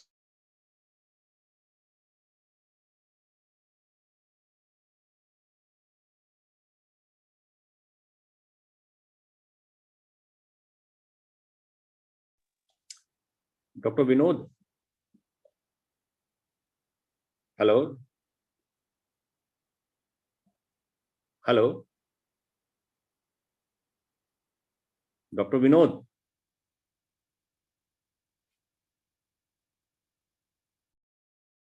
Hello. Sir, Please continue. आवाज नहीं आ रही थी पहले. okay. Okay. Approximate 65% of the total microbial population biomass are found in the 25 centimeter depth of the soil profiles. Below the depth, the microbial population will be decreased due to unavailability of the organic matters. Especially, some bacteria are lithoautotrophic natures. They are synthetic of their own foods in the presence of the carbon, inorganic elements, and water, etc.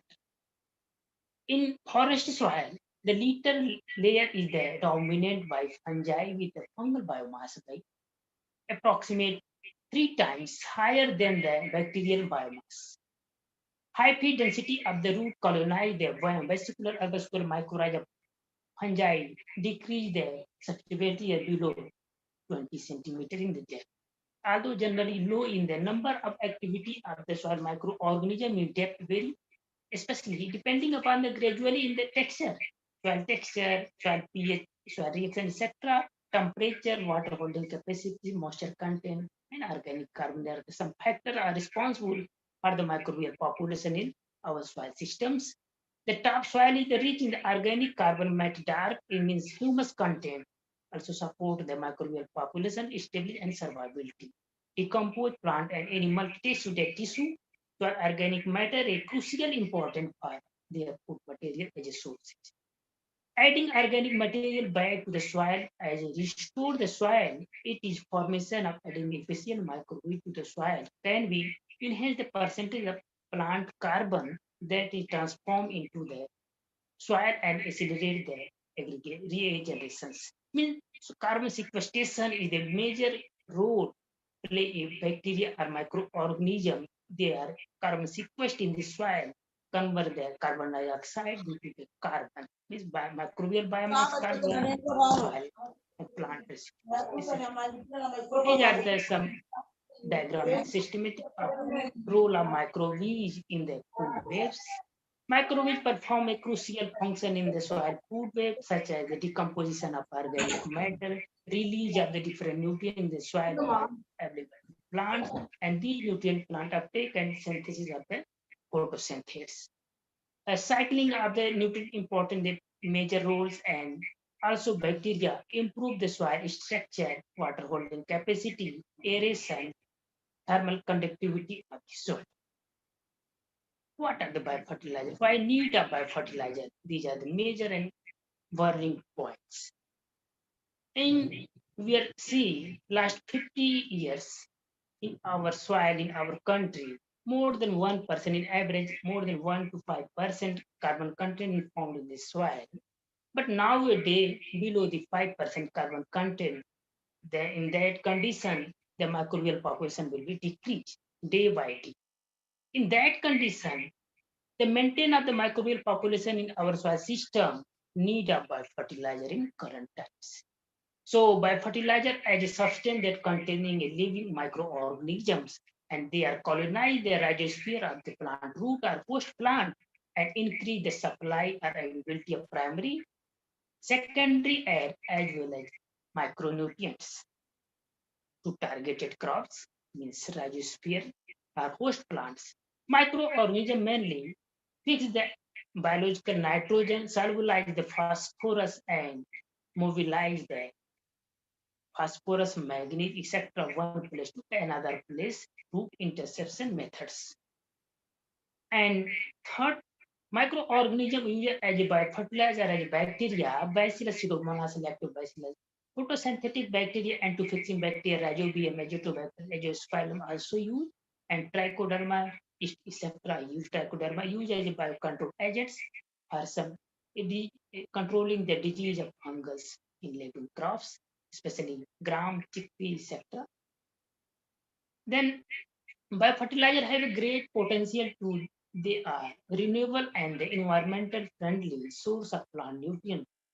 When biofertilizer apply in our field, there are no any side effect in our soil or water body or our air environments.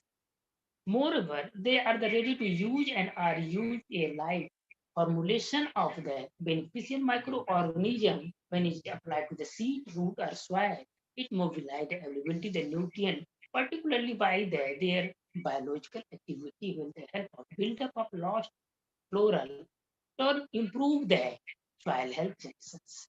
This microbial population means, for example, when a farmer apply a BGA blue-green algae cyanobacteria in paddy field, there are three major benefits. First one, increase the biomass, means carbon content in soil. Second, penetration, reduce the penetration of sunlight in the soil system, then reduce the seed germination of weeds. And third is the approximate 20 to 30 kg of nitrogen, atmospheric nitrogen, fixed by BGA in the paddy crops in one season. Their mode of the action differ and they can be used of alone as a combination or easy application by fertilizer effect in the suitable carriers such as lignite, peat, and liquid formulation. Mode of action, application, and combination of different fertilizer are very easy. Application method is very easy, and they are prepared in different forms as a use of different carrier materials, lignite, charcoal, compost, vermicompost, peat, as well as nowadays prepare a different fertilizer production industry, agriculture, universities, and liquid formulations. Production and dissemination of the biofertilizer technology. The biofertilizer technology is a promising component of integrated nutrient management system, which reduces the adverse environmental effect of synthetic inputs. We are used the combinations of different sources, compost or vermicompost, synthetic chemical fertilizer, along with biofertilizers. We are 100% not depend on the biofertilizer or chemical fertilizer or compost or vermicompost. We are using integrated nutrient management system. So we are get the targeted yield, not reduce our yield, and we are supply the demand of food or food grains. So nitrogen was the first commercial biofertilizer produced in the Noble and the Hilton in 1896 in the US, followed by atogene, Azotobacter comorosus, and the phosphobacteriums, Bacillus megatherium, used as a PSB cultures, phosphate solubilizing bacteria. Rhizobium used as a rhizobium nitrogen fixer for the legume crops, and PSB used for the phosphorus solubilizing bacteria. In India, rhizobium biofertilizer was produced back in the 1934 with the commercial production as initial by the ICR and Agriculture Institute IRI in the college, and second is the Coimbatore and third is Java, 1965 and 1972. Azotobacter and Phosphobacterium culture from the where Seventh Union were the state of their potential as biofertilizer in the field of conditions. The use and performance of biofertilizer depend on the field conditions, moisture content, carbon content, temperature, water holding capacity of the soil, types of the soils. Loamy soil is a very good for biofertilizer performance. In 1972, the strain of Azospirillum obtained from the Brazil were used the field of application, but later the isolate from the Indian soil were also extensively used. First, isolate the Azospirillum in the Brazil. Globally, market of dynamics of biofertilizer, we are looking the demands and biofertilizer. The global biofertilizer size estimated value at the according to US dollar 2.66 million in 2021 and expected to reach a value 4.5 billion by 26, growing as a CAGR 11.9% every year in the terms of value during the forecast period. Factors such as the adaptation of protection agriculture along with increasing the environmental concern, and some of the factors driving the growth of the biofertilizer markets. Some states in our country states farmers.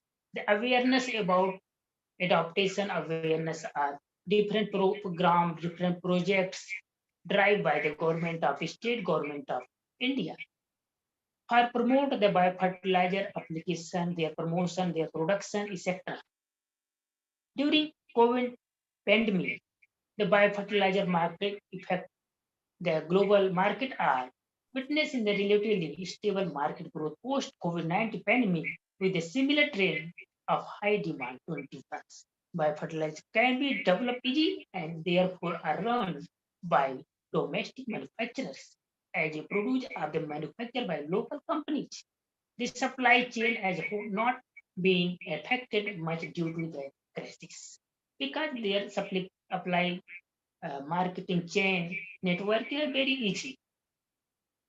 So their supply and demand, production, etc., not more effect as compared to synthetic fertilizer, means chemical fertilizers.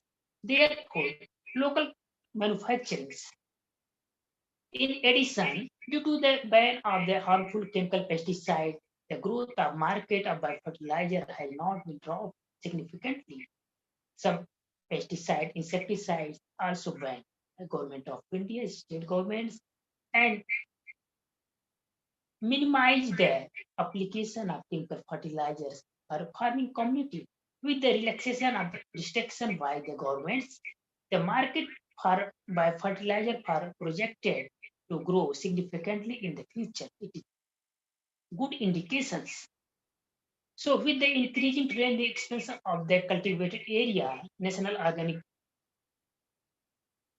farming under the organic farm from the 1.7 million hectare in 2005 to 6 to 4.7 million hectare 2014 in India. So these are data very good. Means future are a very bright about fertilizers. There has been an increased awareness about use of biofertilizer in farming community. The commercial production of biofertilizer was implemented by the National Center for Organic Farming, Ghaziabad, and the total requirement of various biofertilizer were reported is about 0.41 million tons. So in our country, the distribution and demand of chemical and biofertilizer comparison were table given below, north, west, east, south, east, etc. We are seeing in the table, the chemical fertilizer used in north region is very high, 32%. But in case of biofertilizer, the application of biofertilizer in west region, 46%. The distribution or application awareness of biofertilizer in our country is very variable.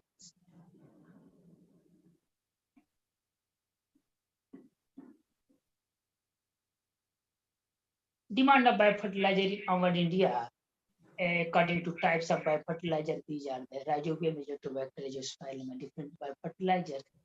According to cultivation of the crops, they are estimated of total biofertilizers in million tons. Data. This table graph show the which state are the ranking first, second, and third of the production, adaptation, and application of biofertilizer by farming community. Karnataka is first. Use a carrier-based biofertilizer formulation. Madhya Pradesh, Maharashtra. About 225 biofertilizer production unit has been installed with the production capacity of the fertilizer 98,000 million ton per year. So we are looking there. Karnataka state in our country is the first application of biofertilizers, and other state awareness is very and application as well as adaptations. These are the different types of biofertilizer, their classifications. On the basis of performance and role, biofertilizer are classified in 5 classes: nitrogen fixer, phosphate solubilizer or mobilizers, P mobilizers, other nutrient solubilizer, especially sulfur, potash, iron, and zinc, and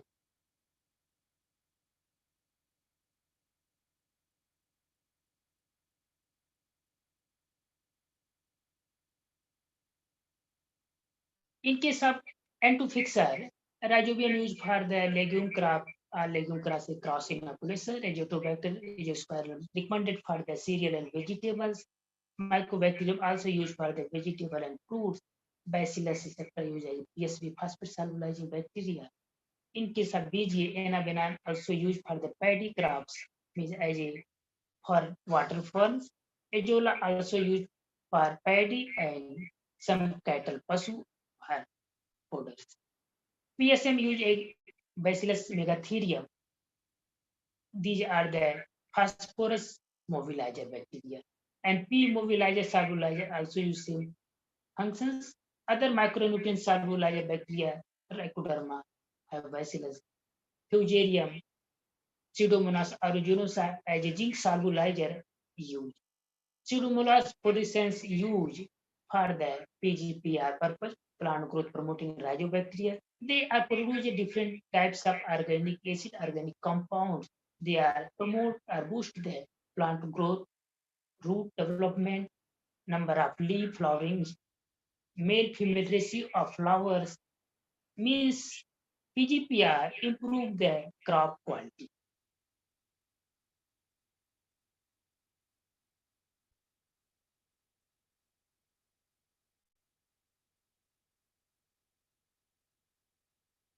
Biofertilizer organisms, there are some biofertilizer organisms in laboratory condition so that their colony were isolating and purification process.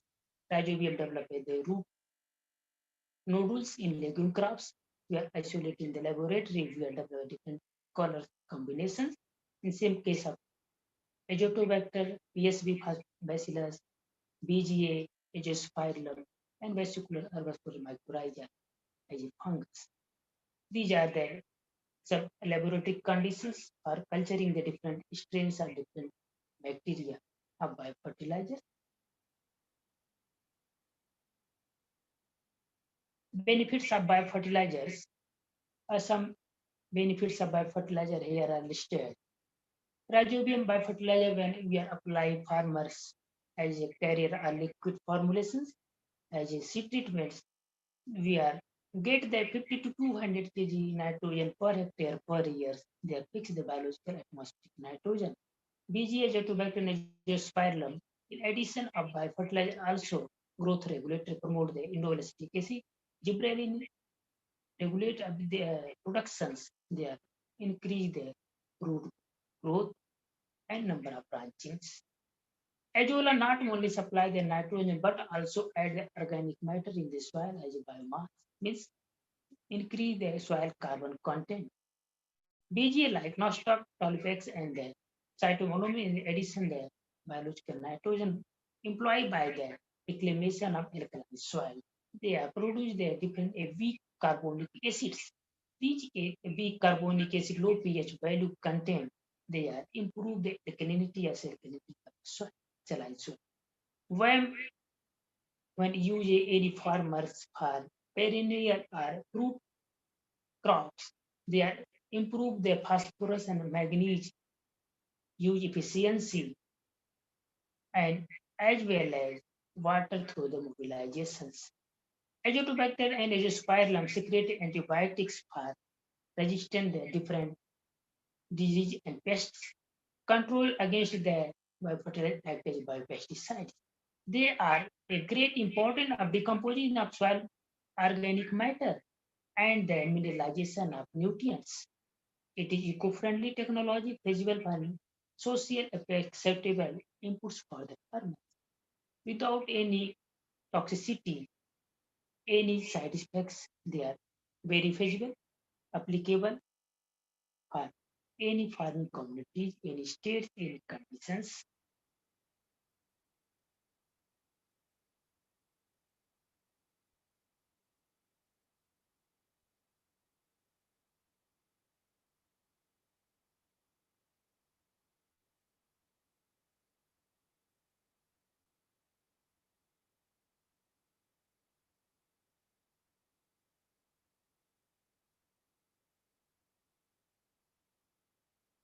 Some bacteria, biofertilizer are classified here, pre-solubilizing and mobilizing bacteria. They are P-solubilizing or mobilizing bacteria produce a different organic weak carbonic organic acids like citrate, oxalate, glucose.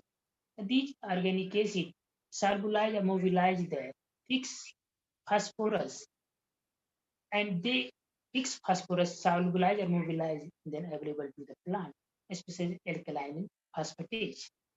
Phosphatase chelation agent as a cations complecting with the phosphate for the absorption site in the soil.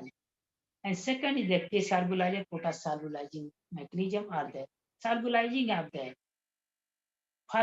potash as a lowering the soil pH first, and second enhance the chelating cations bonding and acidulizing of the surrounding area of the microorganism, lowering the soil pH medium, suggested the release of organic acid and protons by the potash solubilized microorganism. In the all three parameters or three factors are responsible for the K-solubilization and their increase the uptake chances. So of the different organic acid involved in the solubilization of insoluble K to succinct cytinic gluconic, alpha glucoketonic oxalic acid, etc. to most prominent and acid releasing by the microbial strains of K-solubilizing bacteria.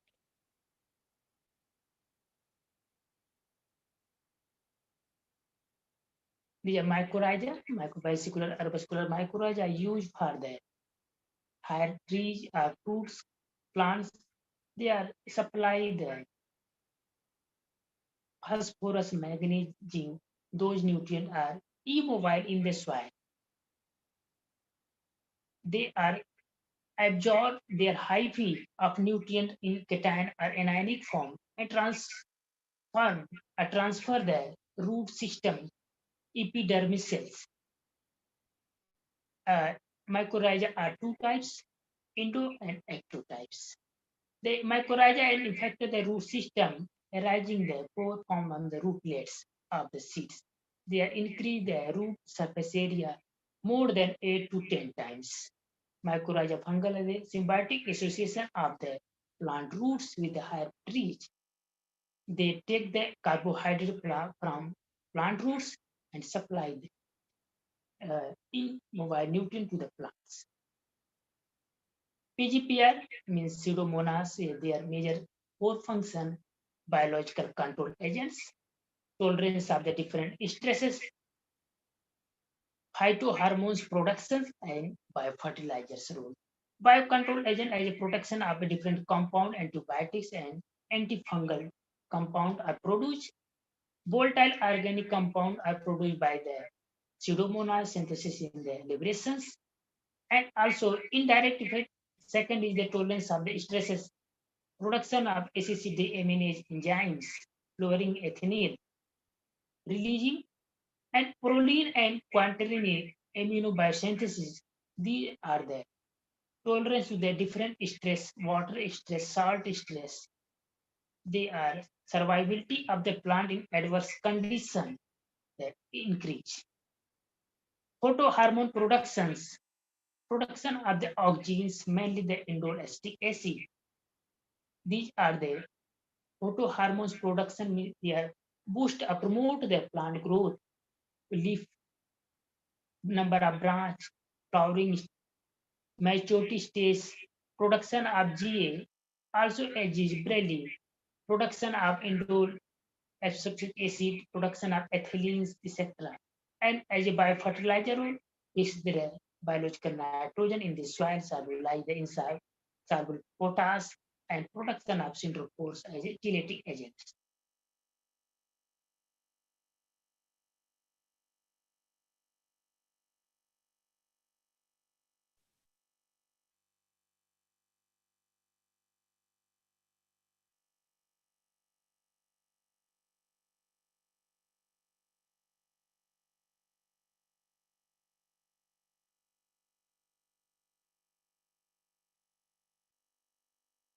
Dr. Vinod.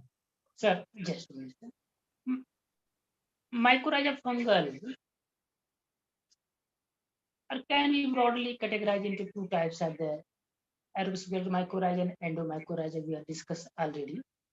So we are continue next. The response of biofertilizer when we are applying our fields in different types of biofertilizer in different crops. The response in case of nutrient sub and the increase the crop yields.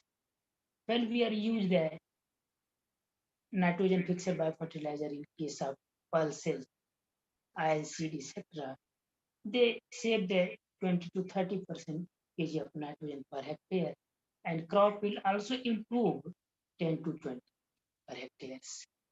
And same case, Azotobacter, Azospirillum, blue-green algae, worm, P-solubilizer bacteria also improve the different nutrients, especially nitrogen and phosphorus, and their ranges increase the crop yield 10 to 20, 25% when you use a good quality of biofertilizers. Standardization method of application of liquid biofertilizers. When we are applying different form of biofertilizers that are recommended by the different agencies, different universities after the different experimentation. First, we are seed treatment. We are recommend only for legume crops. Those bacteria are formation of the nodules in particularly root. And seedling dipping, those plants or crop. Transplanting in case of vegetables, paddy, etc., we are recommended for the seedling dip. Third is the we are recommend for the PSB, phosphate solubilizing bacteria and pseudomonas. They are used basal application as a before sowing. We are recommend approximate 200 to 250 kg well decomposed compost or vermicompost. Incorporate the recommended dose of biofertilizers and rest them overnight. Then apply in the before sowing of the crop or before transplanting of the crops.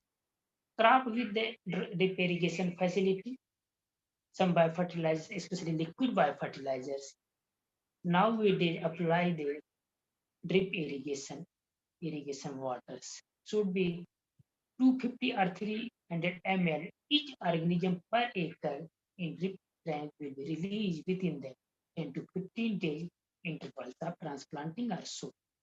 Liquid biofertilizer, in case of liquid biofertilizer, after 13 days, a crop during period 3 to 4 times we are recommended for application. In case of seed treatment, one major cautions will follow. After seed treatment, within 1 hour or 3 hours, seed are sown in our field, because when the seed coating are dry, the number of cell count will be decreased. So in that condition, after treatment, not store the seed for next day's person. The use of biofertilizer is a large variation in growth response ranging from 0 to 40%.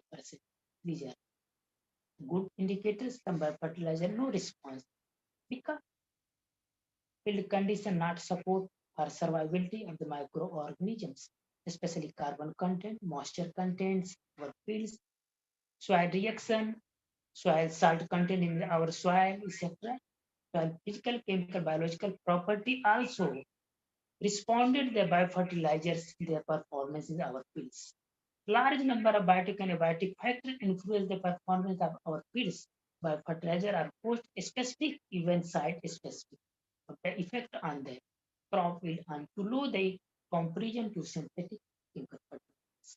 This biofertilizer, when it, for example, when a particular fields, we are now growing any legume crops in last 10 years. The survivability of the rhizobium bacteria is very low because their host crop is last 10 years not grow in our fields. So in that condition, we are recommended rotation of the cereal to legume crops maintain the mycorrhizal population in our fields and their performance.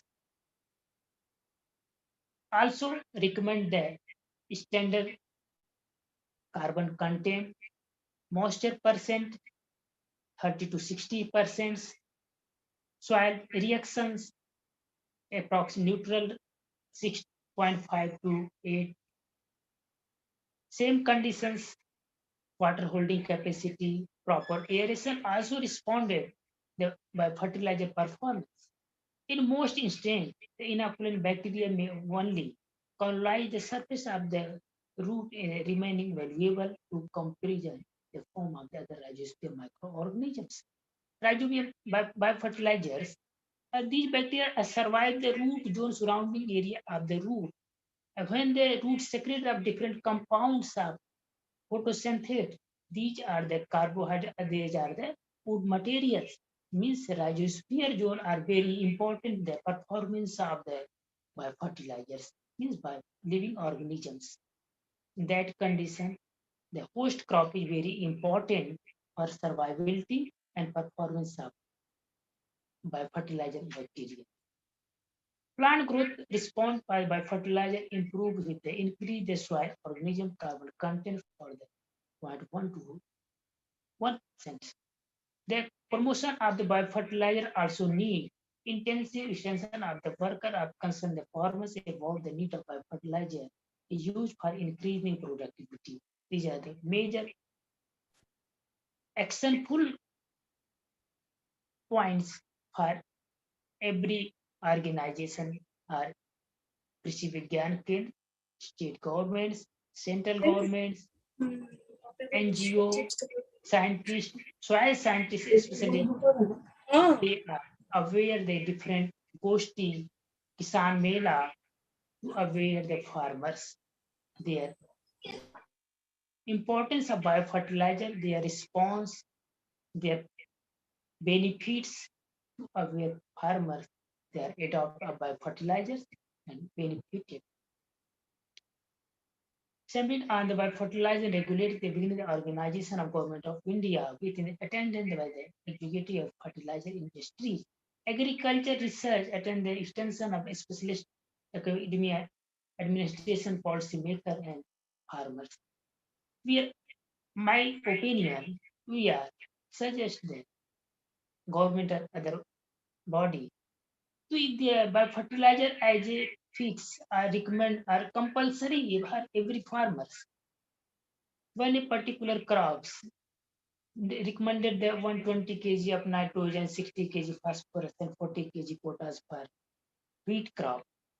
They must 40 kg of nitrogen or 30 kg of nitrogen supply through the biofertilizer, 40 kg phosphorus or 20%, not percent or not phosphorus, only percent we are calculating at 3 parts. 30% synthetic fertilizer, 30% organic manure, and 30% biofertilizer. We are complete the 100% of the all three components supplied the all nutrients. These are known as the integrated nutrient management system. Without decreasing the crop yield, we are achieve the targeted yield and improve our soil health and our soil health quality environment, etc. Due to heavy usage of the agrochemicals, chemical fertilizers, pesticide, insecticide, fungicide, etc. in the crop, sustainability of the agriculture system called crop cultivation sprout in the high rate income of farmer strategy for food security challenges. Means farmers inputs are very high, chemical fertilizer, pesticide, etc. are very costly. So in that condition, the BC ratio, benefit cost ratio, is very variable. When farmers apply their biofertilizer, very cheap source of nutrients, 20 grams of rhizobium culture recommended for 10 kg of seed treatment of legume, they fix the approximate 200 kg of nitrogen in the soil without any side effect, eco-friendly systems. means 20 gram of biofertilizer rhizobium, if their cost approximate 50 rupees or 60 rupees, but they are fixed that 200 kg of nitrogen hour per hectare soil. Imbalance of use of agrochemicals and unavailability of the manures can lead to the considerable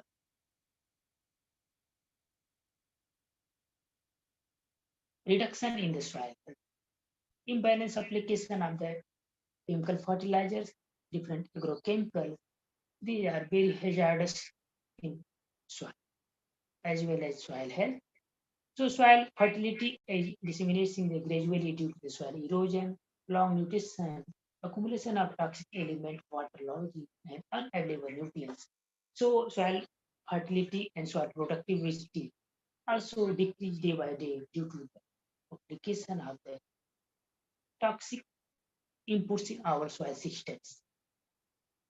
The toxic inputs, a food chain system, they are also we are consume our body system and accumulate these heavy metals, toxic elements in our human body, animals, any consumers produce the different types of human body diseases, cancer, blood sugar, pressure, etc. Biofertilizer and organic manure are a alternate source of the nutrient to the requirement of crop as well as the benefiting to the Azotobacter phylum. PSB rhizobium sector, it can be made plant resistant to adverse environmental stresses. Different biofertilizers are environment protectors, crop protect when we are use of a suitable biofertilizers. Carrier formulated and liquid formulated biofertilizer and a crop specific. Proper application of biofertilizer will not be only have a improper sustainable agriculture, economic development, but it will be contribute to a soil quality and health and the holistic well-being. Proper application and continuous where we apply the biofertilizer in our soil systems. It not only improve the sustainable agriculture, it also improve the farmers' economic status, our country status, and also improve the environmental health and quality. Is well known. Thank you for your questions. Thank you to all of you. Thank you. Thank you, Dr. Vinod. Now, anybody have any query or question?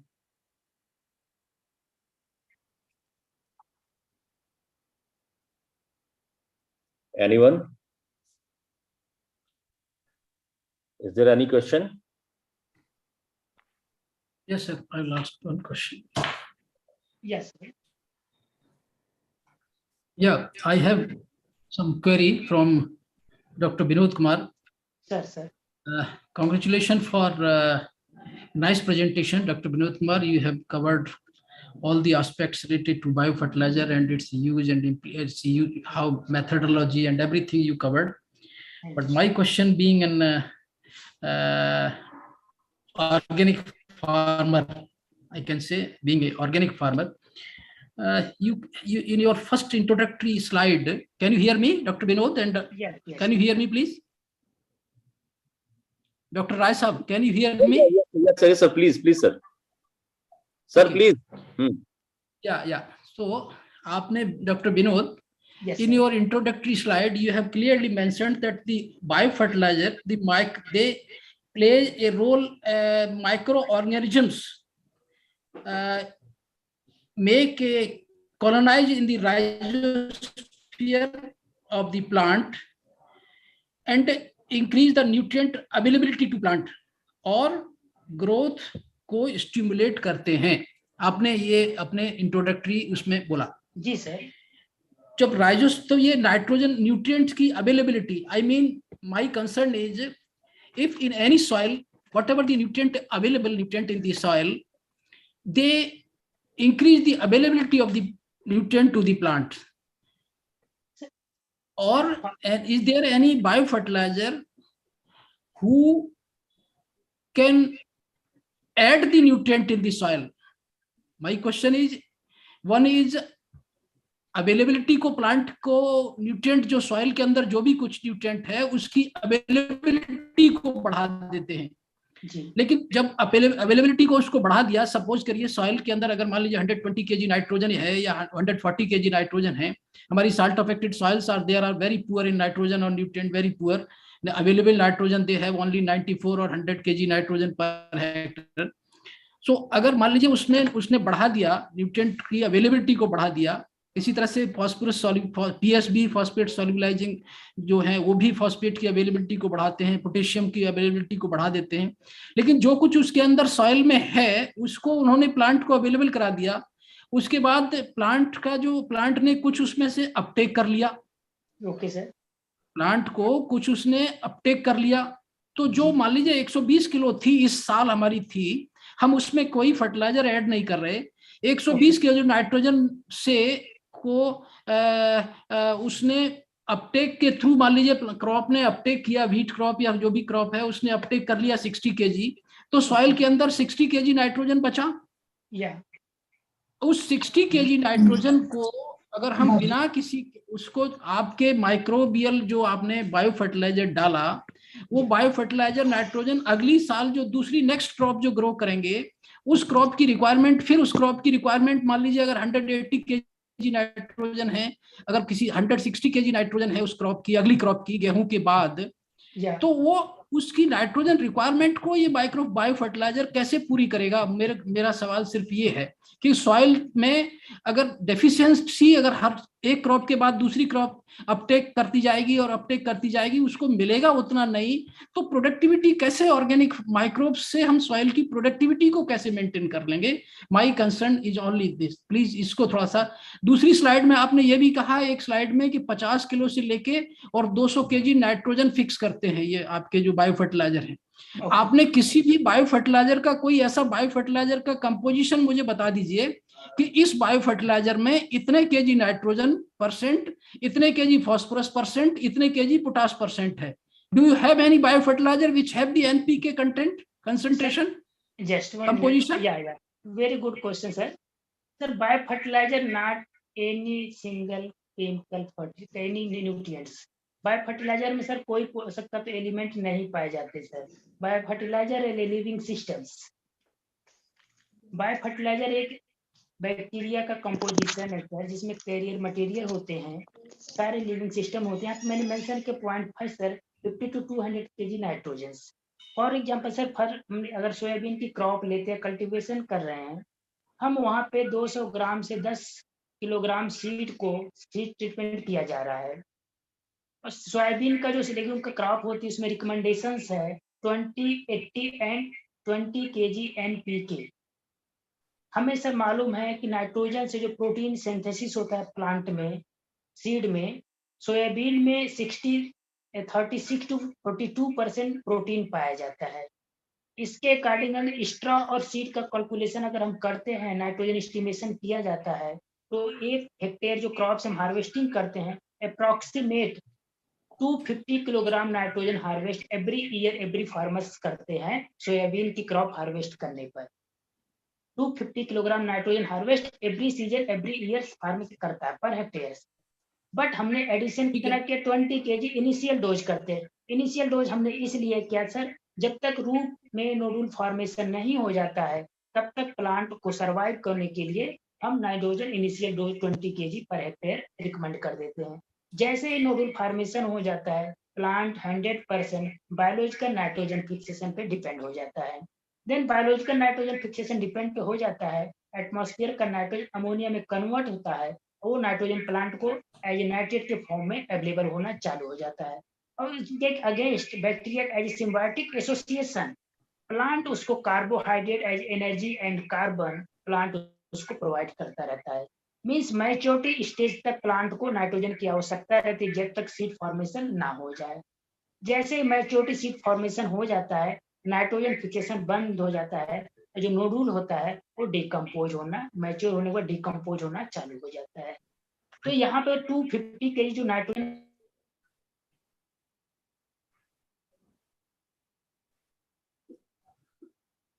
Doctor Vinod, आपकी आवाज नहीं आ रही। आवाज चला गया आपका। Doctor Vinod, जो other bio fertilizers हैं, एजोटोबैक्टर, एजोस्पाइरलम है, इनका नाइट्रोजन फिक्सेशन माइनर एसोसिएटेड है free living bacteria, but root के राइजोस्फीयर में रहकर 20 to 25 kg nitrogen fixation per year करते हैं। और इसके अलावा इनके अदर जो फंक्शंस हैं, डिफरेंट ऑर्गेनिक एसिड प्रोड्यूस करते हैं जो हमारे सॉइल में मिनरलाइज जो नाइट्रोजन नहीं है, मींस फिक्स नाइट्रोजन है। अगर कोई फार्मर्स 100 किलोग्राम नाइट्रोजन अप्लीकेशन करता जाए, वो केमिकल हो या फिर ऑर्गेनिक के सोर्स होता है, ओनली नाइट्रोजन का 30 to 35% use efficiency, phosphorus 20 to 25%, potash 30 to 35% use efficiency हमारे कंट्री का सर ये डेटा रिपोर्ट है। रिमाइंडिंग जो हमने अप्लाई करते हैं, इनपुट्स अप्लाई किया जाता है हमारे फील्ड में एज ए रिसिडुअल इफेक्ट उसका रहता है, नेक्स्ट क्रॉप में जाता है एज ए फिलर मटेरियल। जो हमारे सॉइल में पोरोसिटी होती है उसको पोर्स जो फिलर मटेरियल हम फर्टिलाइजर बनाने में यूज करते हैं, सिंथेटिक फर्टिलाइजर, वो फिलर मटेरियल उनकी जो साइज होती है, उनका साइज होता है क्ले पार्टिकल के साइज की तरह।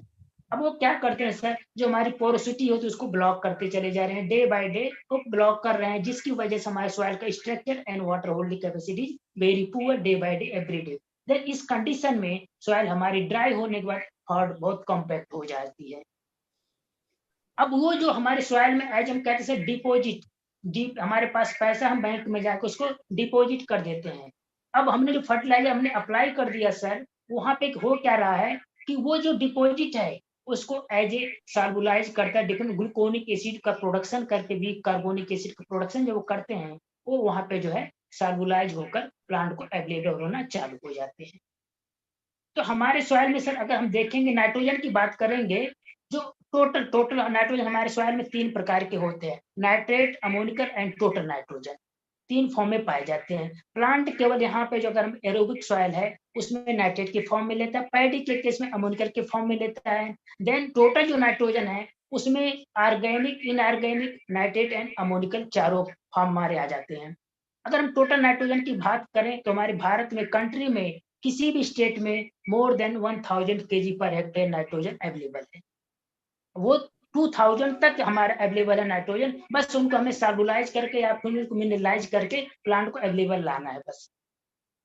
सबसे बड़ा प्रॉब्लम हमारे सामने क्या आ रही है, हम किसी भी सीरियल क्रॉप की हार्वेस्टिंग करते हैं तो उसका हम रेसिड्यू को बर्न कर देते हैं, या फिर हमारा रूट बायोमास जो होता है प्रॉपर डिकम्पोज ना होने की वजह से वो एनारोबिक डिकम्पोजिशन होता है, वाटर लॉग हो जाता है। हमने हार्वेस्टिंग किया व्हीट का, देन अगली क्रॉप हमारे हो जाती है पैडी।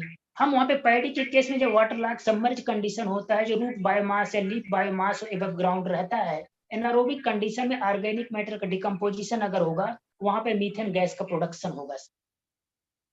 मीथेन गैस या अमोनिया गैस का प्रोडक्शन होता है, means nitrogen, proper nitrogen convert nitrate में ना होने की वजह से एज अमोनिया के फॉर्म एटमॉस्फेयर में लॉस हो जाता है। उन लॉसेज को कम किया जाएगा जिसकी वजह से इनकी यूज एफिशिएंसी बढ़ाई जा सकती है इन बैक्टीरिया के हेल्प से।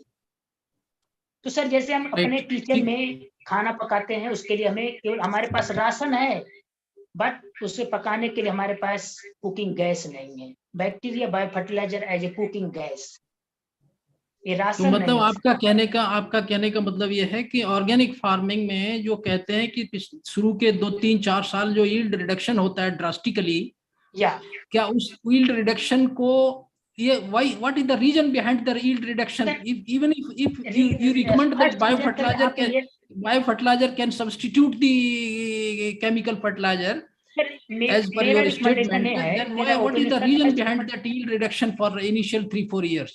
ओके सर, मेरा फर्स्ट रिकमेंडेशन है कि हम तो ऑर्गेनिक का रिकमेंडेशन नहीं कर सकते। INM की बात हम कहते हैं, इंटीग्रेटेड न्यूट्रिएंट मैनेजमेंट सिस्टम की बात करते हैं कि हम उसका टोटल हमारा जो रिक्वायरमेंट है उसको 3 पार्ट में डिवाइड कर लें हम। देन हम 40 kg, हमारा जो व्हीट का एग्जांपल अगर हम लेते हैं 120 kg का, उसका 40 kg हम टारगेट करें हम कंपोस्ट से, उसका 40 kg हम कर ले बायो फर्टिलाइजर, एंड रिमेनिंग जो 40 kg बचता है केमिकल फर्टिलाइजर, यूरिया, DAP से ले सकते हैं। अगर इस तरह के एडॉप्ट करते हम चले जाएंगे, लास्ट 5 ईयर पे जाने के बाद हम वहां पे उसको कट करते चले जाएंगे, केमिकल फर्टिलाइजर को हमें कट करना है और यहाँ पे कंपोस्ट को बायो फर्टिलाइजर के डोज को इंक्रीज करते चले जाना। क्योंकि हमें सर मालूम है केमिकल फर्टिलाइजर को रिस्पांस होता है 1 महीने से लेकर 1.5 महीने तक का रहता है हमारे फील्ड पे, हमारे क्रॉप पर। वहीं लेकिन जो हमारे ऑर्गेनिक कंपोनेंट्स होते हैं, बायो फर्टिलाइजर हो या बायो कंपोस्ट और ऑर्गेनिक मैन्योर, इनके जो रिस्पांस होते हैं मोर देन 2 इयर्स तक रहते हैं, means residual effect of the crop. इनका रेसिडुअल इफेक्ट जो होता है 2 साल तक रहता है हमारे फील्ड पे, जब तक वो डिकम्पोज नहीं होंगे, न्यूट्रिएंट उनमें सॉइल में रिलीज नहीं हो सकते। और डिकम्पोजिंग एजेंट क्या है? बायो फर्टिलाइजर में पाए जाने वाले माइक्रो ऑर्गेनिजम्स है। यानी हमें उस एजेंट को अप्लाई करना, उसको डिकम्पोज करके न्यूट्रिएंट को रिलीज करके प्लांट को अवेलेबल हो जाए। अदरवाइज हम कंपोस्ट अप्लाई करें, न्यूट्रिएंट अगर मिनरलाइज नहीं होगा, नाइट्रिफिकेशंस नहीं होंगे, तो प्लांट को अनअवेलेबल होगा। एनारोबिक कंडीशन में डिकम्पोजिशन होगा, सीडोमोनास अगर बैक्टीरिया डिकम्पोज थायोबैसिलस उसको डिकम्पोज अगर कर देगा तो वो अमोनिया गैस बन सकता है, मीथेन गैस बनेगा, एज ए क्लाइमेट चेंज में मेजर रोल हो सकता है। या इशू से इसमें मैं कुछ सप्लीमेंट करूं डॉक्टर साहब, मैं कुछ थैंक यू सप्लीमेंट डॉक्टर, करूं, थैंक यू। मैं कुछ ऐड जी करूं जी सर इसमें। जी जी जी जी सर, जी sure. जी। एक्चुअली मतलब डॉक्टर साहब ने तो बड़ा एलेबरेट करके बताया, पर मतलब ये है कि ये सब्स्टिट्यूशन नहीं है सर, ये एक्चुअल में सप्लीमेंट है।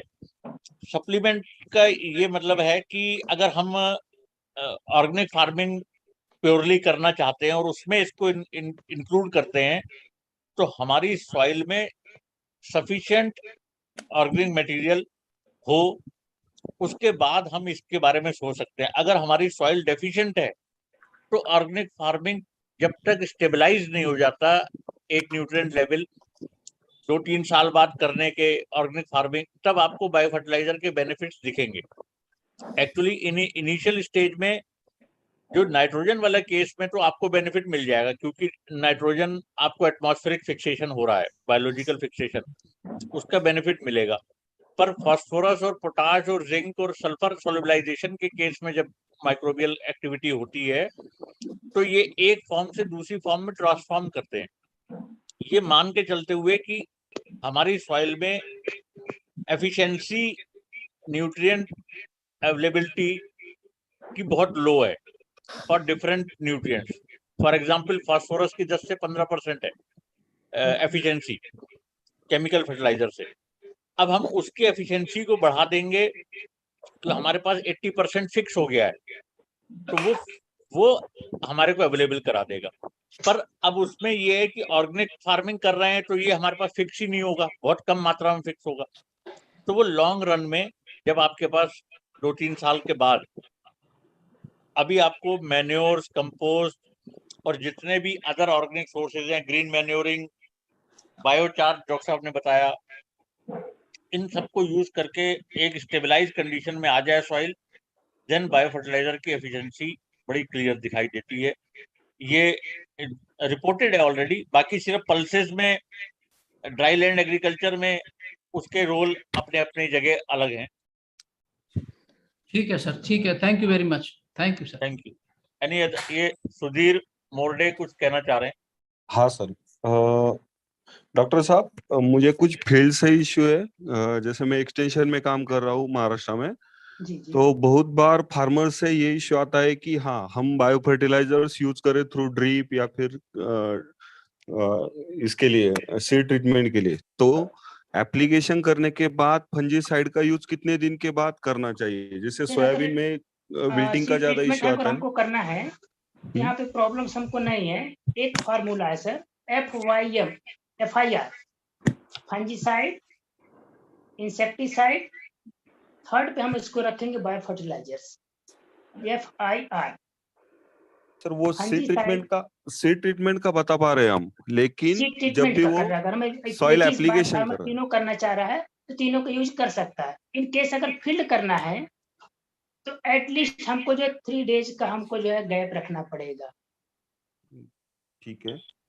क्योंकि तब तक वो बैक्टीरिया जो होते हैं सॉइल में जाकर 72 घंटे बाद वो वहां पे अपने आप को स्थापित कर लेते हैं और वहां पे डाइल्यूट हो जाते हैं। मिनिमम 3 डेज का हमको गैप रखना है। 72 आवर्स का टाइम देना पड़ेगा। या 72 आवर्स हमको देना पड़ेगा टाइम सर। सर और सर इंसेक्टिसाइड के साथ अगर देते हैं बेसल में, जैसे माइकोराइजा ग्रैन्युलर फॉर्म में भी मिल रहा है मार्केट में, तो उसके इंसेक्टिसाइड के साथ, जैसे बेसल डोज में कुछ इंसेक्टिसाइड भी दिया जाता है ग्रैन्युलर फॉर्म में, तो उसके साथ दिया तो कुछ इश्यू आएगा या फिर नहीं आएगा, वो प्रैक्टिकली देना चाहिए नहीं, या अगर फिर सर नहीं आप देना वहाँ चाहिए? पे सीड ट्रीटमेंट किए हैं तो अगर ग्रेनुलर है, जैसे हम लोग अप्लाई करते हैं सीड फर्टिकम ड्रिल जो अभी आती है जिसमें फर्टिलाइजर सीड हम एक साथ अप्लाई कर देते हैं, उसी तरह ये अपना ग्रेनुलर फॉर्म में अगर इंसेक्टिसाइड्स आ रहे हैं तो अगर सीड ट्रीटमेंट हम किसी भी बाय फर्टिलाइजर से कर दिए हैं तो उसका उसके साथ कोई ज़्यादा वो नहीं आएगा। यहाँ पे एक फार्मर्स को सजेशन हमको ये देना पड़ेगा कि जो डोज है उसको डबल कर दिया जाए, उसमें ये भी कर सकते हैं, डबल कर दिया जाएगा तो उसमें नंबर ये ऑफ भी सेल पर जो सीड आना चाहिए लोड करना है हमको, नंबर ऑफ सेल को बढ़ा देना रहेगा। उसमें ये भी करना चाहिए कि जो आप इंसेक्टिसाइड डाल रहे हैं तो उसको 3 दिन पहले 2 दिन पहले भी डाल सकते हैं, पर उसमें थोड़ी लेबर कॉस्ट बढ़ जाती है। जी सर, कास्ट बढ़ जाएगा यहाँ पे। अगर वो नहीं करना तो ट्राइकोडर्मा को आप साथ में यूज करें। ट्राइकोडर्मा भी कुछ हद तक आपको प्रोटेक्शन प्रोवाइड करवाएगी। इस टाइप एज के ए बायो कंट्रोल एजेंट ट्राइकोडर्मा को यूज किया जा सकता है यहाँ पे, तो काफी बेहतर हो रहेगा। वो भी बेसल एप्लीकेशन में हम उसको रिकमेंड किया जाता है, 3 to 4 kg पर एकड़ के रेट से उसको एप्लीकेशन करवाया जाता है। मतलब बायो फर्टिलाइजर को हम ट्राइकोडर्मा और बायो फर्टिलाइजर एक साथ दे सकते हैं वहाँ पे? बिल्कुल सर, दोनों बायो फर्टिलाइजर है, bio fertiliser trichoderma bio fertiliser ही है सर यहाँ पे। ठीक है sir, bio thank you. Controlling agent का काम कर रहा है यहाँ पे, कोई बायो इस तरह का है तो बायो कंट्रोलिंग एजेंट है जो उसको बायो फर्टिलाइजर के ग्रुप में रखा, मींस ऑर्गेनिक फार्मिंग का एक कंपोनेंट है बायो फर्टिलाइजर ट्राइकोडर्मा। चलिए, any other participant have any query? Hi, sir. Hi, hello. Devabrata. Sir, I have a small query. Sir, as you are talking about PSB and KSB, if I am not wrong, then if we do some work in vitro condition, like in lab condition, then for PSB we use Picobskia media, and for KSB we use Alexander media. Picobskia media use आपने as a PSB ना? Yes, for PSB, sir. For isolation for bacillus. Yes, sir. So that's what I'm saying, sir. So if we work on in vitro, there are some type of results are coming. That is for no doubt, sir. But what I'm saying, sir, when at the same time we are using the same biofertilizer, PSB and KSB, in the field, we are not getting that much good results, sir. So I want to know exactly, I mean, what are the reasons, sir, behind that? The farmers are not getting that much good response from PSB and KSB in the field condition. But in the lab condition, maybe, yes, sir, I have seen also it is coming, but in field condition, not getting, sir. So I want to know what are the main reasons, sir, behind that? Sir, here is very clear cut. PSB and KSB not fix as any elements, any nutrients from atmosphere. Only rhizobia are responsible for fix the atmospheric nitrogen, Rhizobium azotobacter azoospermum. PSB and KSB only solubilize and mobilize when our soil sufficient or deficient in the PSB and KSB sources, means rocks, organic form in the different sources, we are used as a DAP. There's some inputs we are applied in our field. The field conditions are not suitable for mineralization or solubilization. But these organisms produce a different type organic acid, weak organic acid, especially gluconic acid. These organic acids solubilize the insoluble P and K and provide to plants. When our soil is very deficient, P and K not in its stock, our soil, P and K, their response is very poor. अगर हमारे soil में sir phosphorus और potash के कोई source हैं ही नहीं, तो वहां पे रिस्पांस हमको कैसे मिलेगा? देखिए, मैं ऐड करूंगा देवव्रता। जब आप लेबोरेटरी कंडीशन में आइसोलेट करते हैं, कैरेक्टराइज करते हैं, तब आप उसको एक इनसॉल्युबल फॉर्म ऑफ न्यूट्रिएंट देते हैं, फास्फोरस के केस में या पोटाश के केस में, वहां आपको एफिशिएंसी दिखती है। उसके बाद उसमें काफी मतलब जब जैसे डॉक्टर साहब ने बताया, डॉक्टर विनोद ने, कि जब सॉइल के अंदर होगा ही नहीं तो वो सोल्यूबलाइज या मोबिलाइज कैसे करेगा। अब ये कहना बिल्कुल गलत है कि फार्मर को रिस्पॉन्स नहीं दिखता है। उसका एक ही लेबोरेटरी कंडीशन आप जब ग्रो कर रहे हैं तो वहां पे अपने न्यूट्रिएंट मीडिया कंपोजिशन तैयार किए हैं, जो उनकी रिक्वायरमेंट है, सारे एलिमेंट आप दे रहे हैं, देन वो मल्टीप्लाई और नंबर ऑफ कॉलोनी डेवलप करते हैं, यानी कि सारे एलिमेंट उनकी रिक्वायरमेंट को आप फुलफिल करते हैं, तभी वो कॉलोनी मल्टीप्लिकेशन उनके होते हैं। लेकिन इन केस ऑफ फील्ड, वहां पर अगर वो न्यूट्रिएंट अवेलेबल नहीं होगी, उनका मल्टीप्लिकेशन नहीं होगा, नंबर ऑफ सेल इंक्रीज नहीं करेंगे, परफॉर्मेंस हमको नहीं मिलेगा, उनका जो रिस्पॉन्स होगा क्रॉप पे नहीं दिखाई देगा। और फील्ड कंडीशन में आने के बाद, जैसे अभी मिस्टर सुधीर बता रहे थे, या तो केमिकल का लोड या कंजीनियल एनवायरनमेंट, ये भी नहीं मिलता, और कभी कभी ये कहना गलत होगा कि बेनिफिशियल इफेक्ट नहीं आता, पर वो वेरिएशन रहता है, चाहे वो कम आता है, किसी में ज्यादा आता है, पर बेनिफिशियल इफेक्ट आता है अगर वो लैब में परफॉर्म कर रहा है। तो अब अगर ये चीज होती कि bio fertilizer are useless things, तो वो पिछले 30 सालों से 40 सालों से बायो फर्टिलाइजर के ऊपर हम लोग कंसंट्रेट करे हुए हैं। उसका मेन रीजन ये है कि एक तो एक्सपेक्टेशन बहुत हाई हो जाती है कि अब हमने फास्फोरस के लिए पीएसबी डाल दिया है तो हमारी ईल्ड बहुत अच्छी आनी चाहिए। ऐसा नहीं है। मैंने पहले भी बताया कि ये एक किस्म से सप्लीमेंट है। ये आपके कोई ऐड नहीं करने वाले हैं नाइट्रोजन फास्फोरस।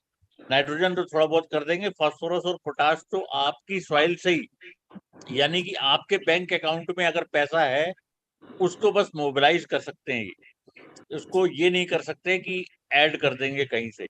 तो इसीलिए अगर आप कंजीनियल एनवायरनमेंट देते हैं तो जो मैंने बताया था कि एफिशिएंसी हमारे फर्टिलाइजर्स की बहुत लो है। हमारी सॉइल्स में अंडर सब ट्रॉपिकल या ट्रॉपिकल कंडीशंस में वो लो रहती है, उसकी एफिशिएंसी को इम्प्रूव करने में इनका बहुत बड़ा रोल है। और आज की सिचुएशन में जब हम केमिकल लोड बढ़ा दिए हैं तो उसमें इसकी और भी ज्यादा जरूरत है। सर अभी एक जस्ट वन मैं टॉपिक पॉइंट और कोई जना क्वेश्चन पूछना चाहता है? जैसे सर अगर हमको अगर पर डे जो है एक सेब अगर लेते हैं तो हम मोटे नहीं हो सकते, मोटे नहीं होंगे। Any other query? चलिए डॉक्टर राय, ओके, कल का अनाउंस कर दीजिए और पहले धन्यवाद दे दीजिए विनोद जी। जी thank you doctor Vinod, you have discussed in detail about the biofertilizer interaction also, so thank you very much. And tomorrow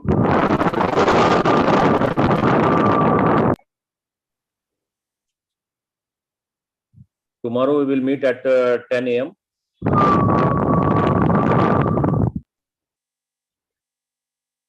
Mr. Deep Patel. So I request all the participants kindly join us tomorrow at 10 a.m. sharp. So with the same link. And now we have concluded today's session. Thank you very much. Thank you. We will be meeting tomorrow with the program schedule you have received, and join with the same link as per the program schedule. Thank you. Thank you.